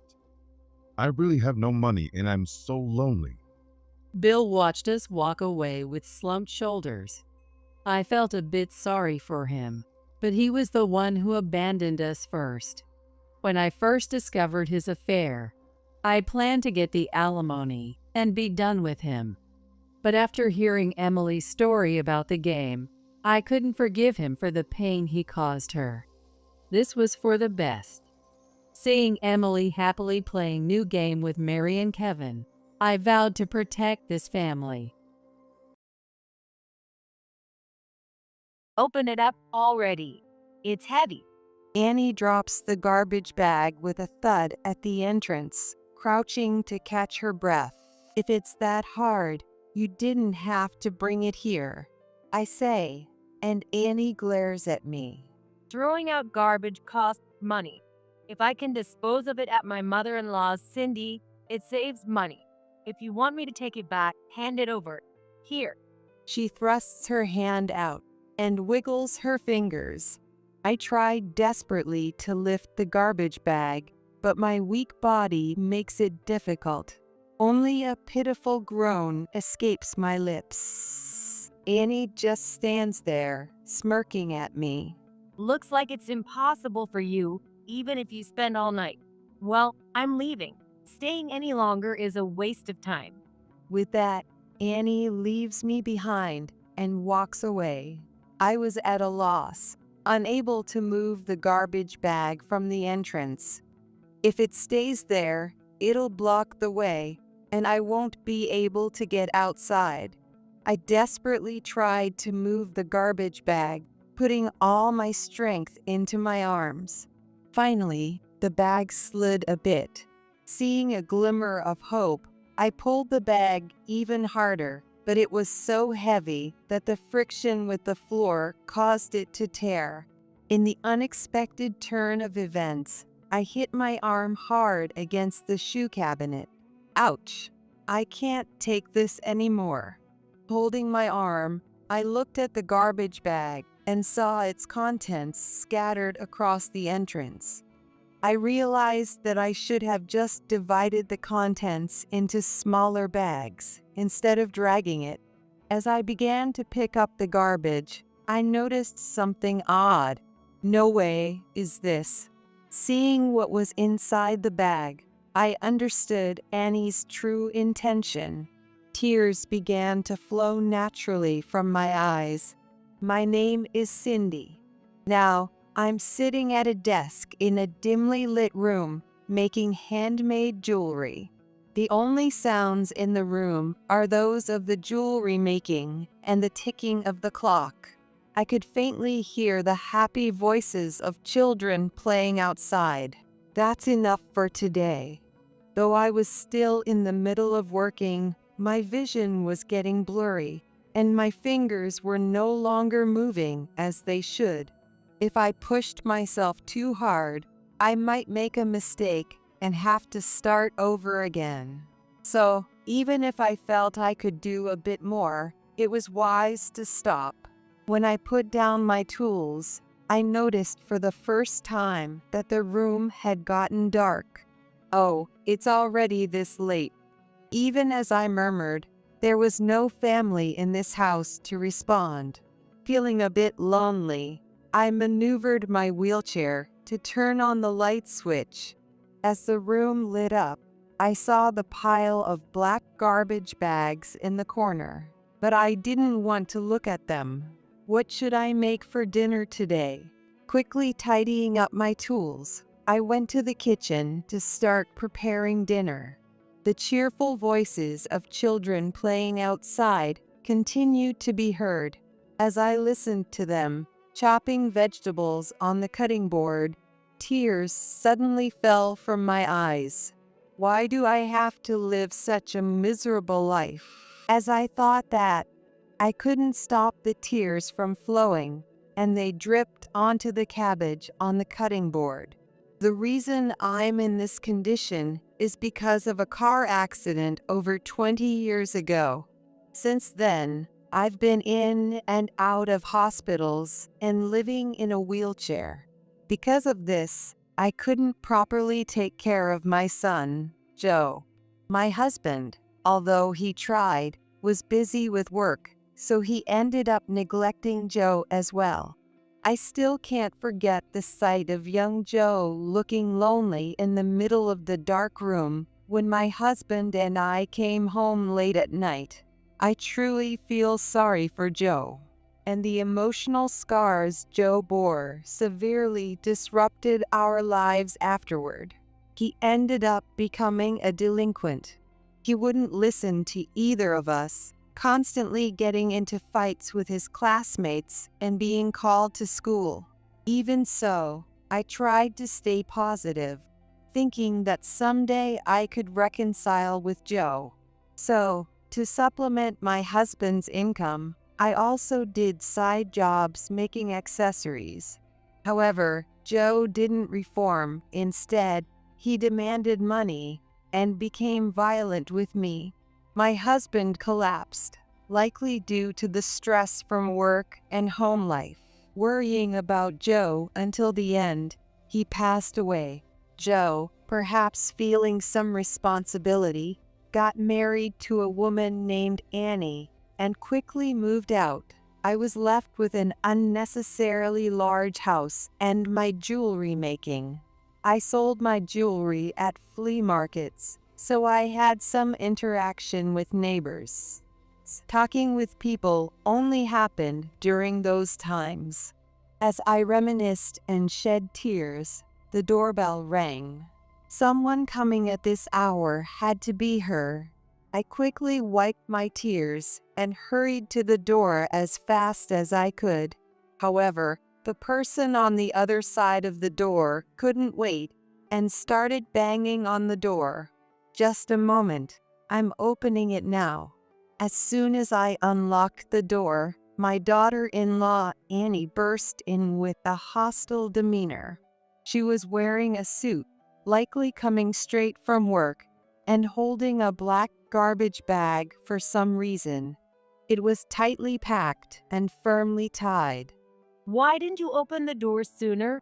You're really slow. As soon as she entered, Annie, her face red, hurled insults at me.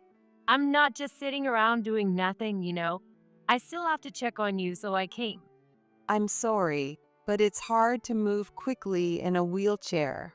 Stop making excuses. You should get more exercise. Here, take this garbage out. It'll be good exercise for you.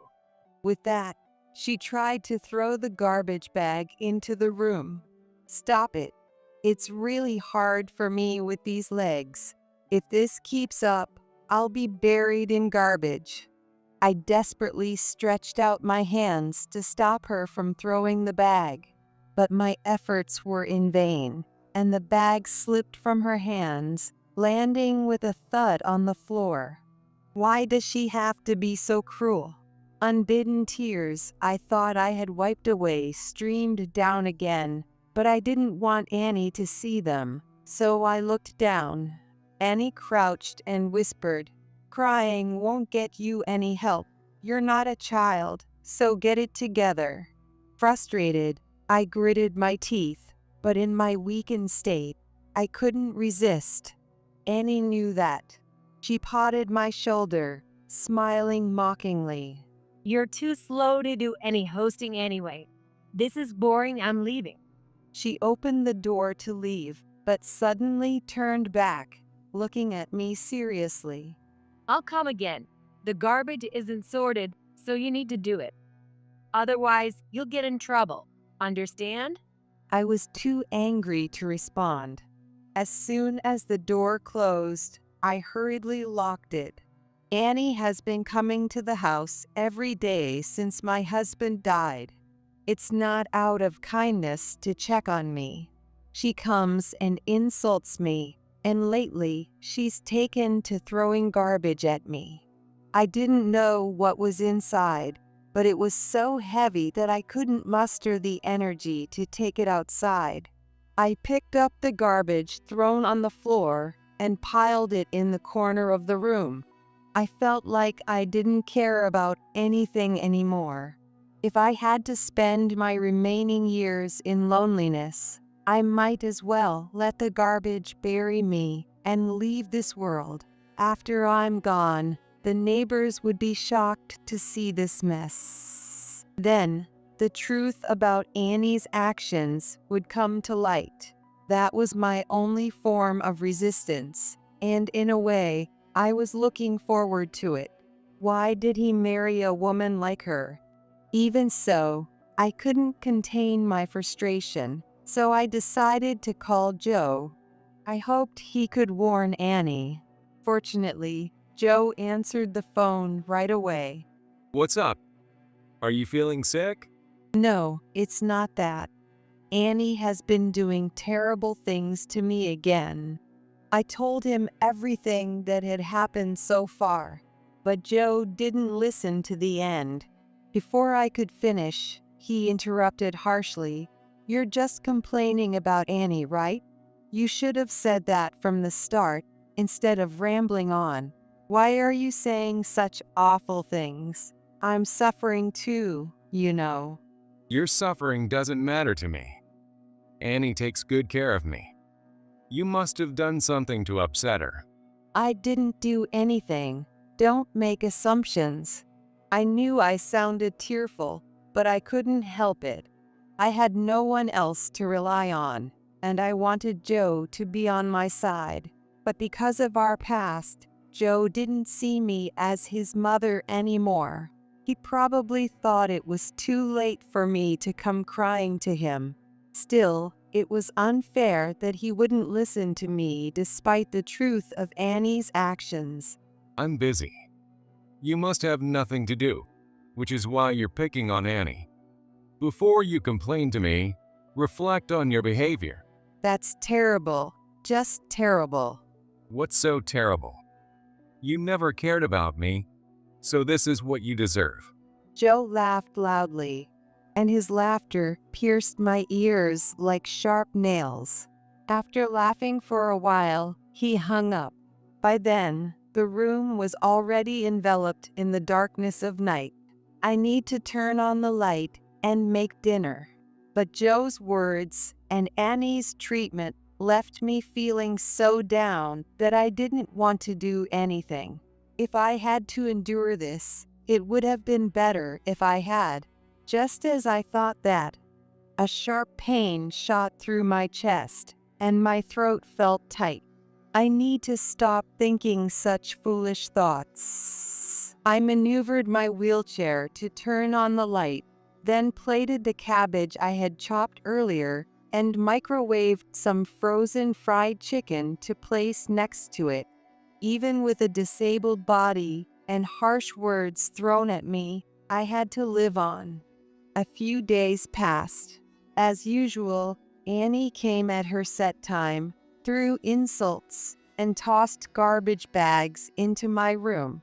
I had been quietly piling the garbage in the corner of the room, but it seemed that the time had come. Some of it had collapsed and was starting to take over the room. I had stubbornly refused to throw out the garbage until now, but now that the room was starting to fill up, disgust won out. Besides, it seemed the neighbors had noticed Annie's behavior. When I was outside, a neighbor approached me and gently patted my back. I know you're always being treated terribly. I didn't want to meddle, but if you need anything, just let me know. Thank you. I might take you up on that if something comes up. That brief conversation with the neighbor made me happier than anything else. I had thought I had no one on my side. With a bit of newfound confidence, I decided to tell Annie to take the garbage back. Around 6 p.m., Annie arrived. As usual, she was in a suit, but the garbage bag she carried was larger than usual. She seemed to have had trouble bringing it. Her face was red, and she was breathing heavily. Open up already. It's heavy. Annie dropped the garbage bag with a thud at the entrance, crouching to catch her breath. "If it's that hard, you didn't have to bring it here," I said, and Annie glared at me. You don't get it. Throwing out garbage costs money. If I can dispose of it at your place, it saves money. "My house isn't a dump. Take it back." I tried to lift the garbage bag from the floor, but it was too heavy to move. "What's inside?" "I can't budge it at all." I tried to pull it, but my weak body couldn't manage. If you want me to take it back so badly, give it to me. Here. Annie thrust her hand out and wiggled her fingers. I desperately tried to lift the garbage bag, but my weak body couldn't manage. Only a pitiful groan escaped my lips. Annie just stood there, smirking at me. Looks like it's impossible for you, even if you spend all night. Well, I'm leaving. Staying any longer is a waste of time. With that, Annie left me behind and walked away. I was at a loss, unable to move the garbage bag from the entrance. If it stayed there, it would block the way, and I wouldn't be able to get outside. If there was a fire, I wouldn't be able to escape. I desperately tried to move the garbage bag, putting all my strength into my arms. Finally, the bag slid a bit. Seeing a glimmer of hope, I pulled the bag even harder, but it was so heavy that the friction with the floor caused it to tear. In the unexpected turn of events, I hit my arm hard against the shoe cabinet. Ouch! I can't take this anymore. Holding my arm, I looked at the garbage bag and saw its contents scattered across the entrance. So, I should have divided the contents into smaller bags instead of dragging it. As I began to pick up the garbage, I noticed something odd. No way, this. When I picked it up, it was a package of microwavable macaroni and cheese, and it was unopened. What is going on? Could it be that Annie didn't realize and just put it in the garbage bag? I eagerly tore open the garbage bag to check its contents. Inside, there were not only mac and cheese, but also other ready-to-eat meals, all unopened. And it wasn't just ready-to-eat meals. There were also dried pasta, canned fish, and even cash wrapped in plastic bags. Why is all this inside? I left the bag at the entrance and went back into the room, opening each garbage bag piled in the corner. Sure enough, none of them contained actual garbage. They were all filled with ready-to-eat meals, canned goods, non-perishable items, and cash. I was stunned, unable to understand what was happening. Since every bag contained these items, it couldn't have been a mistake. But why go through such a roundabout way to deliver these? I had no choice but to ask the person directly. I cleaned up the scattered items at the entrance and waited for the next day. The next day, Annie arrived at the same time. I beckoned her into the room without saying anything.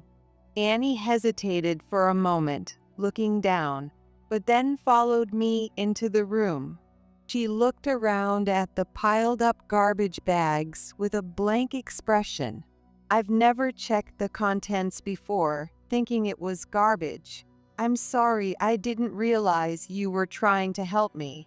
Annie said nothing, just looked down at me, but suddenly her face twisted, and she covered it with both hands, bursting into tears. I'm sorry for saying such terrible things to you. It's okay, but there must be a reason. Tell me everything. Through her tears, Annie explained the situation. It's Joe's fault. Everything that's happened has been on his orders. Why would Joe do such a thing? Though Joe resented me, I never thought he'd go this far. Joe is in financial trouble. In financial trouble? That can't be true. I found it hard to believe that Joe was struggling with money. When my husband passed away, Joe received a substantial inheritance. He took most of it. It's true that I also have physical limitations, so ideally, I wanted to rely on the inheritance. Even though I needed the inheritance, I felt guilty for making Joe feel lonely, so I didn't complain when he took it. So it made no sense that he was short on money now. When I pointed this out to Annie, she hung her head in shame. It's his business. Joe started a cafe to help revitalize the town. I had no idea, but apparently Joe had started this business a few years ago. Since he had a good public image, he managed to get the necessary permissions from the city and the bank to open the store. But things didn't go as planned, and the business failed. Burdened with debt, Joe set his sights on my inheritance. At first, I refused. I knew from Joe about your situation and understood why he hated you, but I couldn't bring myself to mistreat someone with a disability. Annie sat on the floor, hugging herself. So, you had no choice but to do it, I said. Annie nodded and lifted her shirt, showing me her bare back. I gasped at the sight of the painful bruises. He's not normal. He acts like a gentleman in public, but he's cruel to me. Annie put her shirt back down. He didn't trust me either. He ordered me to document everything I did to you. But you mixed in the ready-to-eat meals instead of garbage as a form of resistance. Annie shook her head sadly. Partly, but also because Joe was using me to torment you. If anything went wrong, I'd be the one blamed since he didn't do anything directly. Annie continued, scratching her head in frustration. So it was insurance. I thought if I insisted it was food, not garbage, my punishment would be lighter. I didn't mind if you actually threw it away. But why are you being honest now? A neighbor almost called the police. I realized it was pointless to continue, but I'm still scared of Joe and don't know what to do. Annie didn't seem to be lying. She looked genuinely distressed, roughly tugging at her hair. Seeing this, a wave of intense anger surged within me. I didn't mind if Joe hated me or if I lost my life. He could use my inheritance to pay off his debts or invest in his business as he pleased. If that satisfies him, then I can say I fulfilled my duty as a parent. That was all I could do for my son. But involving Annie and subjecting her to violence was unforgivable. I took Annie's hand. Thank you for telling me. Let's stop Joe together. But how? What should we do? Don't worry, I have a plan. With that, I began preparing to help Annie. First, I explained the situation to the neighbors and told them we would be staging a scene, so they wouldn't be alarmed by any loud noises. Next, Annie and I planned and recorded her verbally abusing me, with her throwing garbage bags at me. Okay, I'm ready, Annie said. At her cue, she threw a garbage bag at me. Take this. No, stop it. We filmed several variations, changing clothes to ensure Joe wouldn't recognize us. As we continued, it started to become fun, and we ended up with a more realistic video than I had anticipated. That should do it, Annie. If possible, I'd like you to record Joe harassing you as well. Annie, clearly enjoying herself, smiled broadly. Secret recording, right? Leave it to me. I'll do it well. Annie returned to Joe for the time being. Next, I decided to stage a call with Joe. I would call him, sounding as mentally strained and close to the edge as possible. Joe, I can't take it anymore. Help me. Of course, Joe wouldn't genuinely worry. Every time he heard my suffering voice, he'd laugh, thinking, "Suffer all you want." After making a few fake calls, I went for the final act. "Joe, I don't want to live anymore. This will be my last call. I'm sorry for everything." Even I thought my performance was convincing. It seemed Joe was completely fooled by my act. He even told Annie, "That old woman will kick the bucket soon. Finally, I'll get my inheritance," with satisfaction. Naturally, Annie recorded all of this. We also successfully filmed him harassing her, securing all the evidence we needed. With that evidence and minimal belongings, Annie fled to my house. She had already explained the situation to her workplace, so Joe visiting her there would be pointless. From my house, Annie contacted a lawyer to expose all of Joe's wrongdoings. A few days after suing Joe, I received a call from him. As soon as I answered, he rapidly asked, "Hey, do you know where Annie went?" "Oh, Joe, I don't want to live anymore." Shut up. I don't care about you. Where's Annie? "I don't know. I haven't seen her." I could tell Joe was panicking, even over the phone. Don't play dumb. That woman pulled a stunt. The only place she'd go is to you. I'm coming over. About an hour later, Joe really showed up.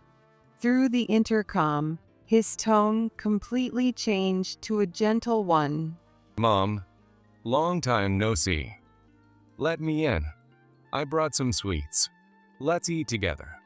He showed a bag of sweets to the monitor. A while ago, I might have believed him, but knowing everything from Annie, I could see through his act. "Annie's not here. I'm sorry, but please leave." She's not. Then why won't you open the door? If she's not there, it's fine, right? Joe maintained his gentlemanly tone. "I see, indeed, he seems pleasant on the surface. No, the room is messy, so I can't open it." Then I'll clean it up. So let me in. "No, I'm not opening the door. Go away." Hey, old woman, cut it out. When I firmly refused, Joe showed his true colors. You bastard. You have some nerve defying me in that condition. Get ready. Losing his cool, Joe started kicking the door violently. The sound echoed through the room. Open up. Open this door, damn you. The door was sturdy metal, so I didn't think it would break, but Joe's crazed intensity scared me. I'm scared. What if he breaks the door? Annie, who had her hand on my shoulder, was trembling slightly. "Annie, call the police." Got it. While Annie called the police, I tried talking to Joe. "Joe, stop this. It's pointless." But my words didn't reach him anymore. After a while, I heard muffled shouting outside, and the kicking stopped. Looking through the monitor, I saw the neighbors had restrained Joe. Held by the men, Joe couldn't resist. Let go. Let me go. But the police soon arrived and arrested Joe. After confirming this, Annie and I went outside to face Joe. Hey, Mom. Tell them to let me go. "Sorry, but everyone knows your true nature now. Give it up." Don't be ridiculous. It's your fault. You ruined my life. Joe was taken away without apologizing to Annie. The neighbors also offered me words of comfort. Thank you, Cindy. Annie gently held my hand as she said this. Joe faced the consequences of his actions. Someone had filmed the incident and posted it online. The footage of Joe kicking the door and shouting obscenities quickly spread on social media, revealing his true nature. His past wrongdoings, hidden threats, and fraudulent activities were all exposed. He lost all community trust, his business collapsed, and he had to pay huge compensation and repay his debts. On top of that, Annie filed for divorce, armed with the evidence she had collected, and Joe had to pay a large settlement. Joe, who lost everything, contacted me 3 days ago, saying he wanted to come to my house. In the meantime, I devised a plan to help Joe turn his life around. Please, Mom, help me. Joe, who came to my house, repeatedly apologized in front of me while rubbing his forehead on the floor. I'm truly sorry. You're the only one I can rely on. Please do something. I'm sorry, Joe. As a mother, I want to help you, but I'm in this condition and don't have enough savings. So, I talked to your uncle. With that, I called out to Joe's uncle, who was waiting in the next room. The door burst open, and a tough-looking man with a shaved head and sunglasses stepped out. This is a construction worker. When I told him about you, Joe, he said he'd be happy to hire you. They're short-staffed right now. I had arranged for him to come not only for the job opportunity, but also as a bodyguard in case things went south. Joe, clearly displeased, took a step back, but the man quickly approached and grabbed Joe by the collar. Come on, let's go. Don't worry. You'll be living in a dorm in the mountains with nothing else around. You'll pay off your debts in no time. Now get up. No, I don't want to. Mom? Joe reached out to me, but he couldn't get away. He was dragged away by the man. After watching this, Annie emerged from the room. It's unfortunate, but it can't be helped. Yes, but Joe will manage somehow. Annie, who had divorced Joe, had no family and was all alone. I suggested that she live with me, and she gladly accepted. Oh, it's already this late. You have a class to teach, right? I'll take you since I'm going out to job hunt. Since that incident, I had more opportunities to talk with my neighbors. During one of these interactions, they suggested I start teaching a handmade crafts class. Initially, I was confused, but I had become quite skilled over the years. Now, I teach many students and earn more than I did with my freelance work. Yes, please, let's go. Annie pushed my wheelchair as we left the house. We walked and chatted happily under the warm, early summer sunlight. There was a time when I couldn't see a future, but now I'm enjoying bright and happy days. My name is Jessica. I'm a 28-year-old office worker. Currently, I work at my father's construction company. I'm about to get married soon. My fiancé is a college classmate named John. He confessed his feelings to me, and we started dating, and now we live together. John works in a company in downtown, and I work at my local father's company. He commutes by train, but I drive to work. Right now, I'm busy preparing for our wedding, which is just 3 months away. John usually gets home around 7 p.m., so I usually take care of the meals since I get home earlier. On weekends, he takes care of cleaning the room and the bathroom. I love cars, especially driving them. Because of my father's company, I also have a crane operator's license. I'm 5 feet 1 inch tall and have a youthful face, so when I operate a crane at the construction site in my work clothes, I often surprise people. Well, seeing their reactions is part of the fun. One day, I was about to go shopping by car. I was going with my best friend, Olivia. We've been friends since elementary school and even went to college together. She's a friend I can talk to about anything. That day, we were heading to a newly opened outlet mall. It's in the next state, so it's a bit of a drive, but we decided to make a trip out of it. I headed to the convenience store, our meeting place, and met up with Olivia. Sorry to keep you waiting. Did you wait long? No, I just bought some coffee. Want some, Jessica? Olivia's coffee looked so tempting that I decided to take her up on her offer. Thanks, then please get me one too. I'll set up the GPS. No problem. As I asked, Olivia happily went into the coffee shop. I tried to set the destination on the car's navigation system, but accidentally pressed the history button. Really, this panel is so unresponsive. It happened when I was trying to switch the screen. What's this history? There were a lot of motel names in the history that popped up. What is this? Of course, I had never searched for them. This car is mine, but John uses it sometimes too. It must have been John who used it. Oh well. I didn't dwell on it and continued setting up. I set the destination for the day and headed to the outlet mall with Olivia. Soon, we were on the freeway. The weather was nice, and it was a pleasant drive. Near one of the interchanges, Olivia suddenly said, Look, it seems like there are a lot of motels around here.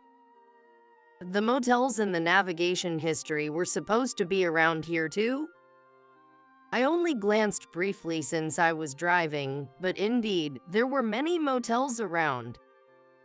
Really, there are a lot. Olivia and I laughed together, but the fact that there were so many motels in the history did bother me a bit. After finishing our shopping, I dropped Olivia off at her home and we said our goodbyes. Once I was alone and arrived home, I operated the car navigation system again to check the history. Sure enough, there were many motels listed near that interchange. John is supposed to use business hotels for business trips, so I felt a bit suspicious. I decided to keep an eye on John's activities and wondered why he had searched for so many motels. I decided to install a dash cam in the car. Before installing it, I discussed it with John. That sounds good, right? Many cars have them these days, and it's good for safety. John agreed. But if you're installing it, you should pay for it, Jessica. It's your car after all. It's in my name, but you use it too. I persuaded John, and eventually, he agreed to contribute some money. The next day, after work, I drove straight to the dealership and had the dash cam installed. It has cameras facing both front and back, and one that records the interior of the car. The recording time is 5 hours, after which it overwrites the older files. I also installed a GPS logger. This device records the movements of the car using GPS. Later, after John used the car, I checked the recordings from the dash cam and the data from the GPS logger. Since I use the car for commuting, John mainly uses it on weekends. Of course, he always asks for my permission beforehand. One weekend, John asked me, Can I use the car this Saturday? Sure, where are you going? To that shopping mall you went to.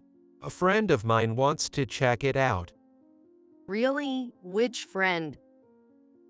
A coworker who lives pretty close by. Is it a woman, by any chance? No way. He's a big, muscular guy. Well, okay then. Bring me back something. Got it. Food's good for you, right? Yeah, I'd love something sweet. All right, got it. Then the weekend came. As planned, John left on Saturday and came back in the evening. After he returned, I told him, I think I left something in the car. Then I got in the car and retrieved the memory card and the GPS logger. After John went to sleep, I checked the date on the GPS logger and the memory card. The GPS logger confirmed that he did go to that shopping mall. However, on the way back, he took an exit at the interchange and made a detour. Zooming into the location, it turned out to be the motel area I had checked the day before. Stopping at a motel on a day trip. This looks completely suspicious. And with our wedding next month, why is this happening? I felt my fingers trembling as I operated the computer. Shocked as I was, I composed myself and checked the memory card. I inserted the memory card into the computer and played the recorded video. Suddenly, an unfamiliar woman appeared in the passenger seat. She was a beautiful woman with long hair, dressed quite flamboyantly. She seemed older than me, but her occasional smile appeared youthful. I was so shocked, I could only stare at the screen. The conversation was also recorded. You're really bad, you know. Getting married next month and doing this. She laughed. It's fine. I'm marrying her because her dad owns a construction firm. He's got money. Wait, but what about us after you get married? That won't end things. You're my real choice, Victoria. I plan to divorce in about a year. Of course, I'll make it look like it's her fault. Take a good chunk of alimony and her parents' fortune, then I'll be with you. Really? I have to wait a year. No, we'll keep seeing each other during that time. I can't stand being away from you for even a day. That makes me happy. John, I love you. I love you too, Victoria. I stopped the playback. I couldn't watch anymore. John was indeed cheating. And his intent to marry me was to take over my father's company. Even when he proposed to me, and the time we spent at a seaside hotel on my birthday, all of it was a facade. Why? Tears blurred the computer screen.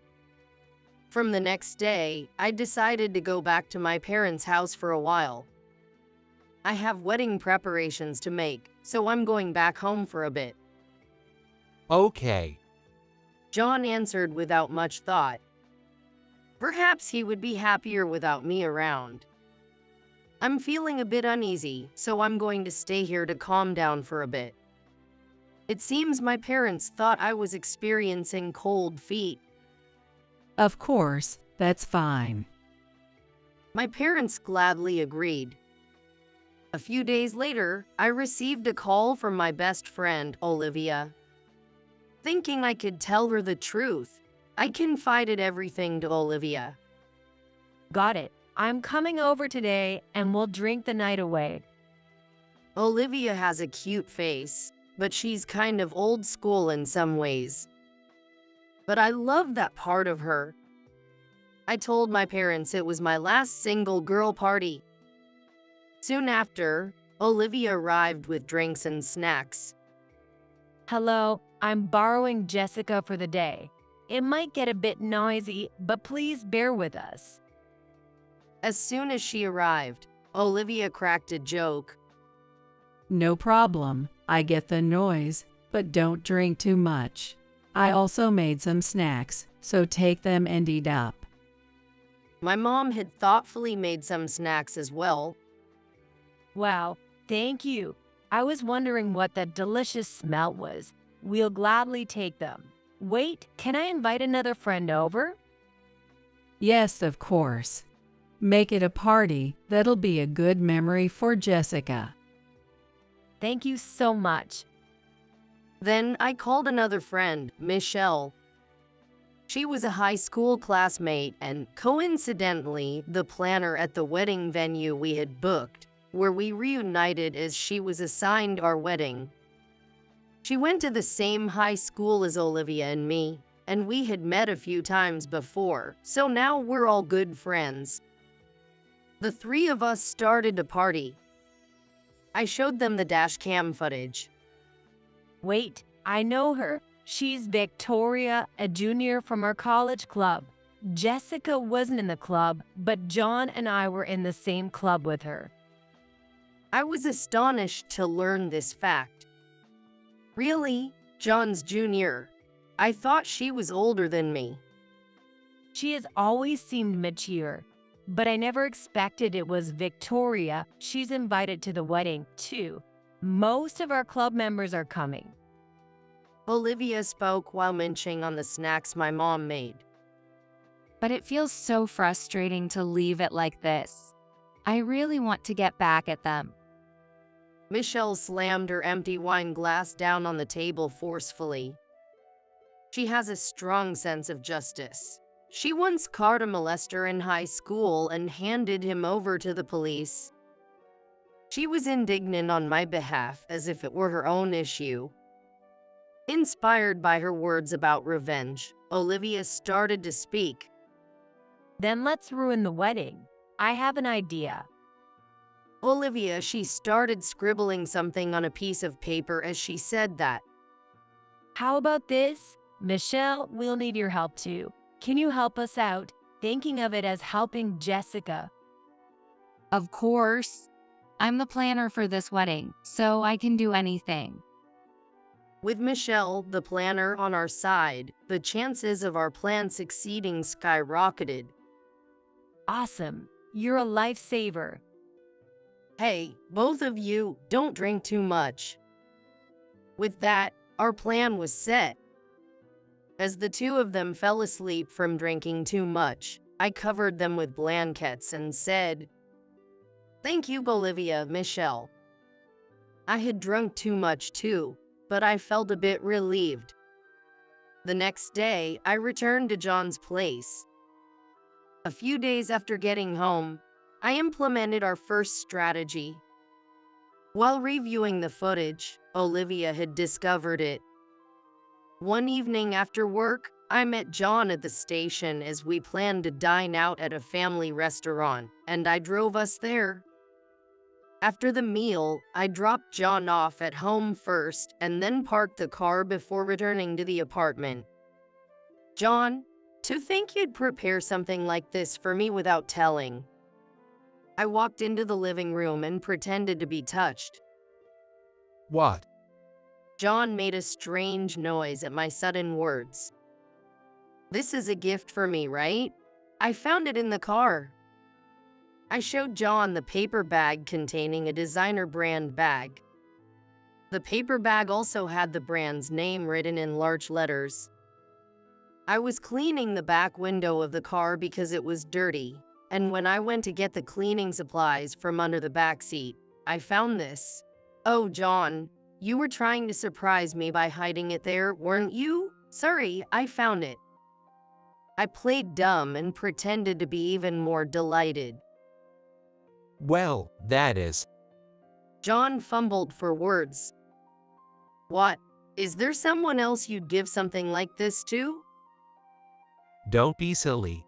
There's no one for me but you, Jessica. Right? You bought it for me, didn't you? How much was it? Around $2,000. Thank you so much. Yeah, it was a limited edition, so maybe $5,000. I thought it would suit you. It was supposed to be a surprise. Well, you got me. Yeah, it seems a bit youthful, but I can still pull it off, right? Of course. Any bag would look good on you, Jessica. Hey, that's not really a compliment, is it? Eeps, sorry. Then I'll keep it safe. Thanks so much. Yeah. When I heard his last sigh, I had to struggle to keep from laughing. During that party, I had seen in the recordings that John was being nagged by Victoria for a luxury bag. And then, he bought the luxury bag and hid it under the back seat of the car. I found it and ended up receiving it instead. Even during dinner that evening, John was sighing. Serves him right. A few days later, my dad called me. It seems his bad habit kicked in again. He had gone and bought a new car. My dad has always loved cars and has owned many over the years. He told me that on his way home from work, while driving on the highway, he impulsively stopped in front of a used car center, and there, he spotted a top-notch model of a car he had always admired and ended up buying it on the spot. Dad, Mom must have scolded you, right? Yeah, getting scolded is nothing. Listen, it's a car I've always wanted. I thought if I missed this opportunity, I might never get it again. I can't wait for it to be delivered. Seriously, you never think about what comes next. What about your current car? Yeah, I'll give that one to you. It's still in great shape. It's better than these flimsy new cars. Well, I was actually starting to get tired of my current one. Just sell that one. An automatic like that is no fun, right? But then it hit me. Okay, I'll do that. Thanks, Dad. Yeah, it's getting delivered next week. So come pick it up by then. I'll have it cleaned up for you. Okay, but Dad, this has to be the last of your hobbies, all right? Don't say that. A man's passion never ends. All right. Thanks, Dad. After hanging up, I couldn't help but smile. And so, my car changed a few days later. Jessica, did you change your car? It looks cooler than the previous one. Yes, my dad bought a new car, and I got his old one. It's cooler than the previous one, isn't it? Yo, it's cool. Let me borrow it next Saturday. Sure, that's fine. It felt like a fish taking the bait. Then on Saturday, John took the car keys and left, but soon came back. Hey, that car. What's wrong? It doesn't start. No, it's not that. I can't drive it. You can't drive it. Yeah. What's wrong? It was fine when I drove it yesterday. But it's a manual. So, what about it? Well, I only have an automatic license. All right. It's not funny. I can't drive the car. It's a problem if I can't use a car. Why is it a problem? Should I drive for you? No, that's also troublesome. I don't want to bother you on your day off. What? I don't mind. No, it's okay. I'll figure something out. Really? Well, take care then. He can't figure this out. Serves him right. The car I got from my dad is a manual. I have a manual license, so it's no problem for me, but John only has an automatic license. He legally can't drive that car. He probably couldn't drive it even if he tried. I already knew he was using a car for weekly dates. That's why I switched cars. It's in my name, so I can do whatever I want with it. Serves him right. With just 1 week left until the wedding, I received a call and was summoned to a specified location. Hello, I'm Jessica. Hi, Jessica. I apologize for calling you out. No problem. So, what's the situation? Well, please take a seat first. I'll explain everything now. I was led into a conference room and took a seat. Firstly, regarding your request. Yes, this was a private investigator's office. I had hired them to conduct a background check on John. Regarding John, we can definitively say he's been unfaithful. We have secured photos and videos. Would you like to see them? Yes, please. The detective then took out a laptop, inserted a USB drive, and started playing the videos. There they were, walking arm in arm, frolicking, and entering a motel. The video's date and time showed it was from the afternoon of the Saturday before last. And the photos showed them kissing and embracing each other. Thank you. This is enough. I then took the documents and left the office. Honestly, I knew about the infidelity, but it was hard to be confronted with the stark reality like this. I contacted Olivia and Michelle, and we decided to meet at a bar. We secured a private room, and I showed them the documents I had received during the day. Then our analysis meeting began. Oh my God, this is pretty damning. This one's incredible too. Olivia and Michelle remarked in unison. I've completely lost all sympathy at this point. Now we're going to crush him completely. I took a big gulp of my beer. Hey, Jessica, can I borrow this? What for, Michelle? I was already planning to make a slideshow for the bride and groom, so I'll just add these to it. It's easy. All right, all that's left is the main event. Then, Olivia raised her beer mug and we toasted. Let's do our best, everyone. I felt tears welling up with gratitude for everyone's efforts, but I held them back.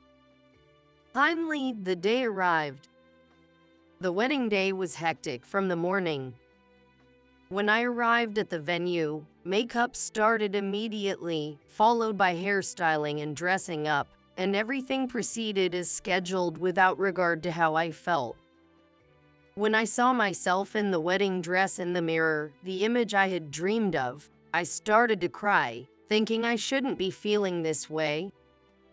Come on, the bride shouldn't be crying now. My mom wiped away my tears.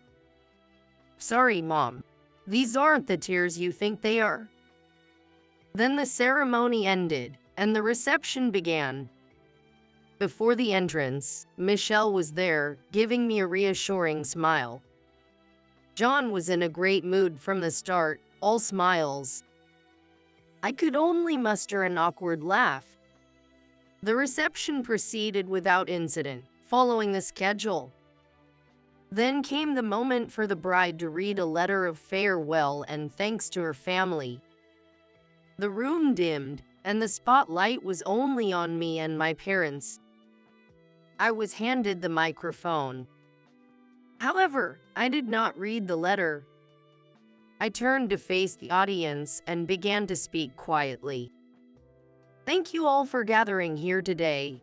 Normally, this would be the moment I say farewell and thanks to my parents and join my beloved in marriage.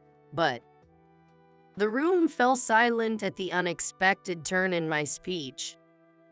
From the corner of the stage, Michelle gave me the okay sign. The real bride is not me. As I declared this, the room burst into murmurs. The real bride is Victoria, John's junior from college. He said she was the one he truly loved. I have proof. As my words ended, the spotlight shone on one person in the venue. The spotlight illuminated Victoria. Lively music started playing, and a slideshow began. Images of two people holding hands, kissing, and entering a motel were displayed in sequence. Then the music stopped, and a video of their conversation was played loudly. The venue erupted into chaos. What's the meaning of this? John, explain yourself. Amid the shouting, I handed the microphone to a pale-faced John, greeted his parents, and stepped down from the stage. Then, Olivia and Michelle rushed over and practically dragged me out of the venue. Behind us, the commotion had become incontrollable. Still in my dress, Michelle led me to an unused dressing room. Olivia brought my belongings and clothes, and I quickly changed and left the wedding venue. Then, Olivia drove me home, and I was finally able to relax. We did it. Yes, we certainly did. Despite causing a huge scene, I felt surprisingly exhilarated. After the wedding debacle, I packed my bags and returned to my parents' home.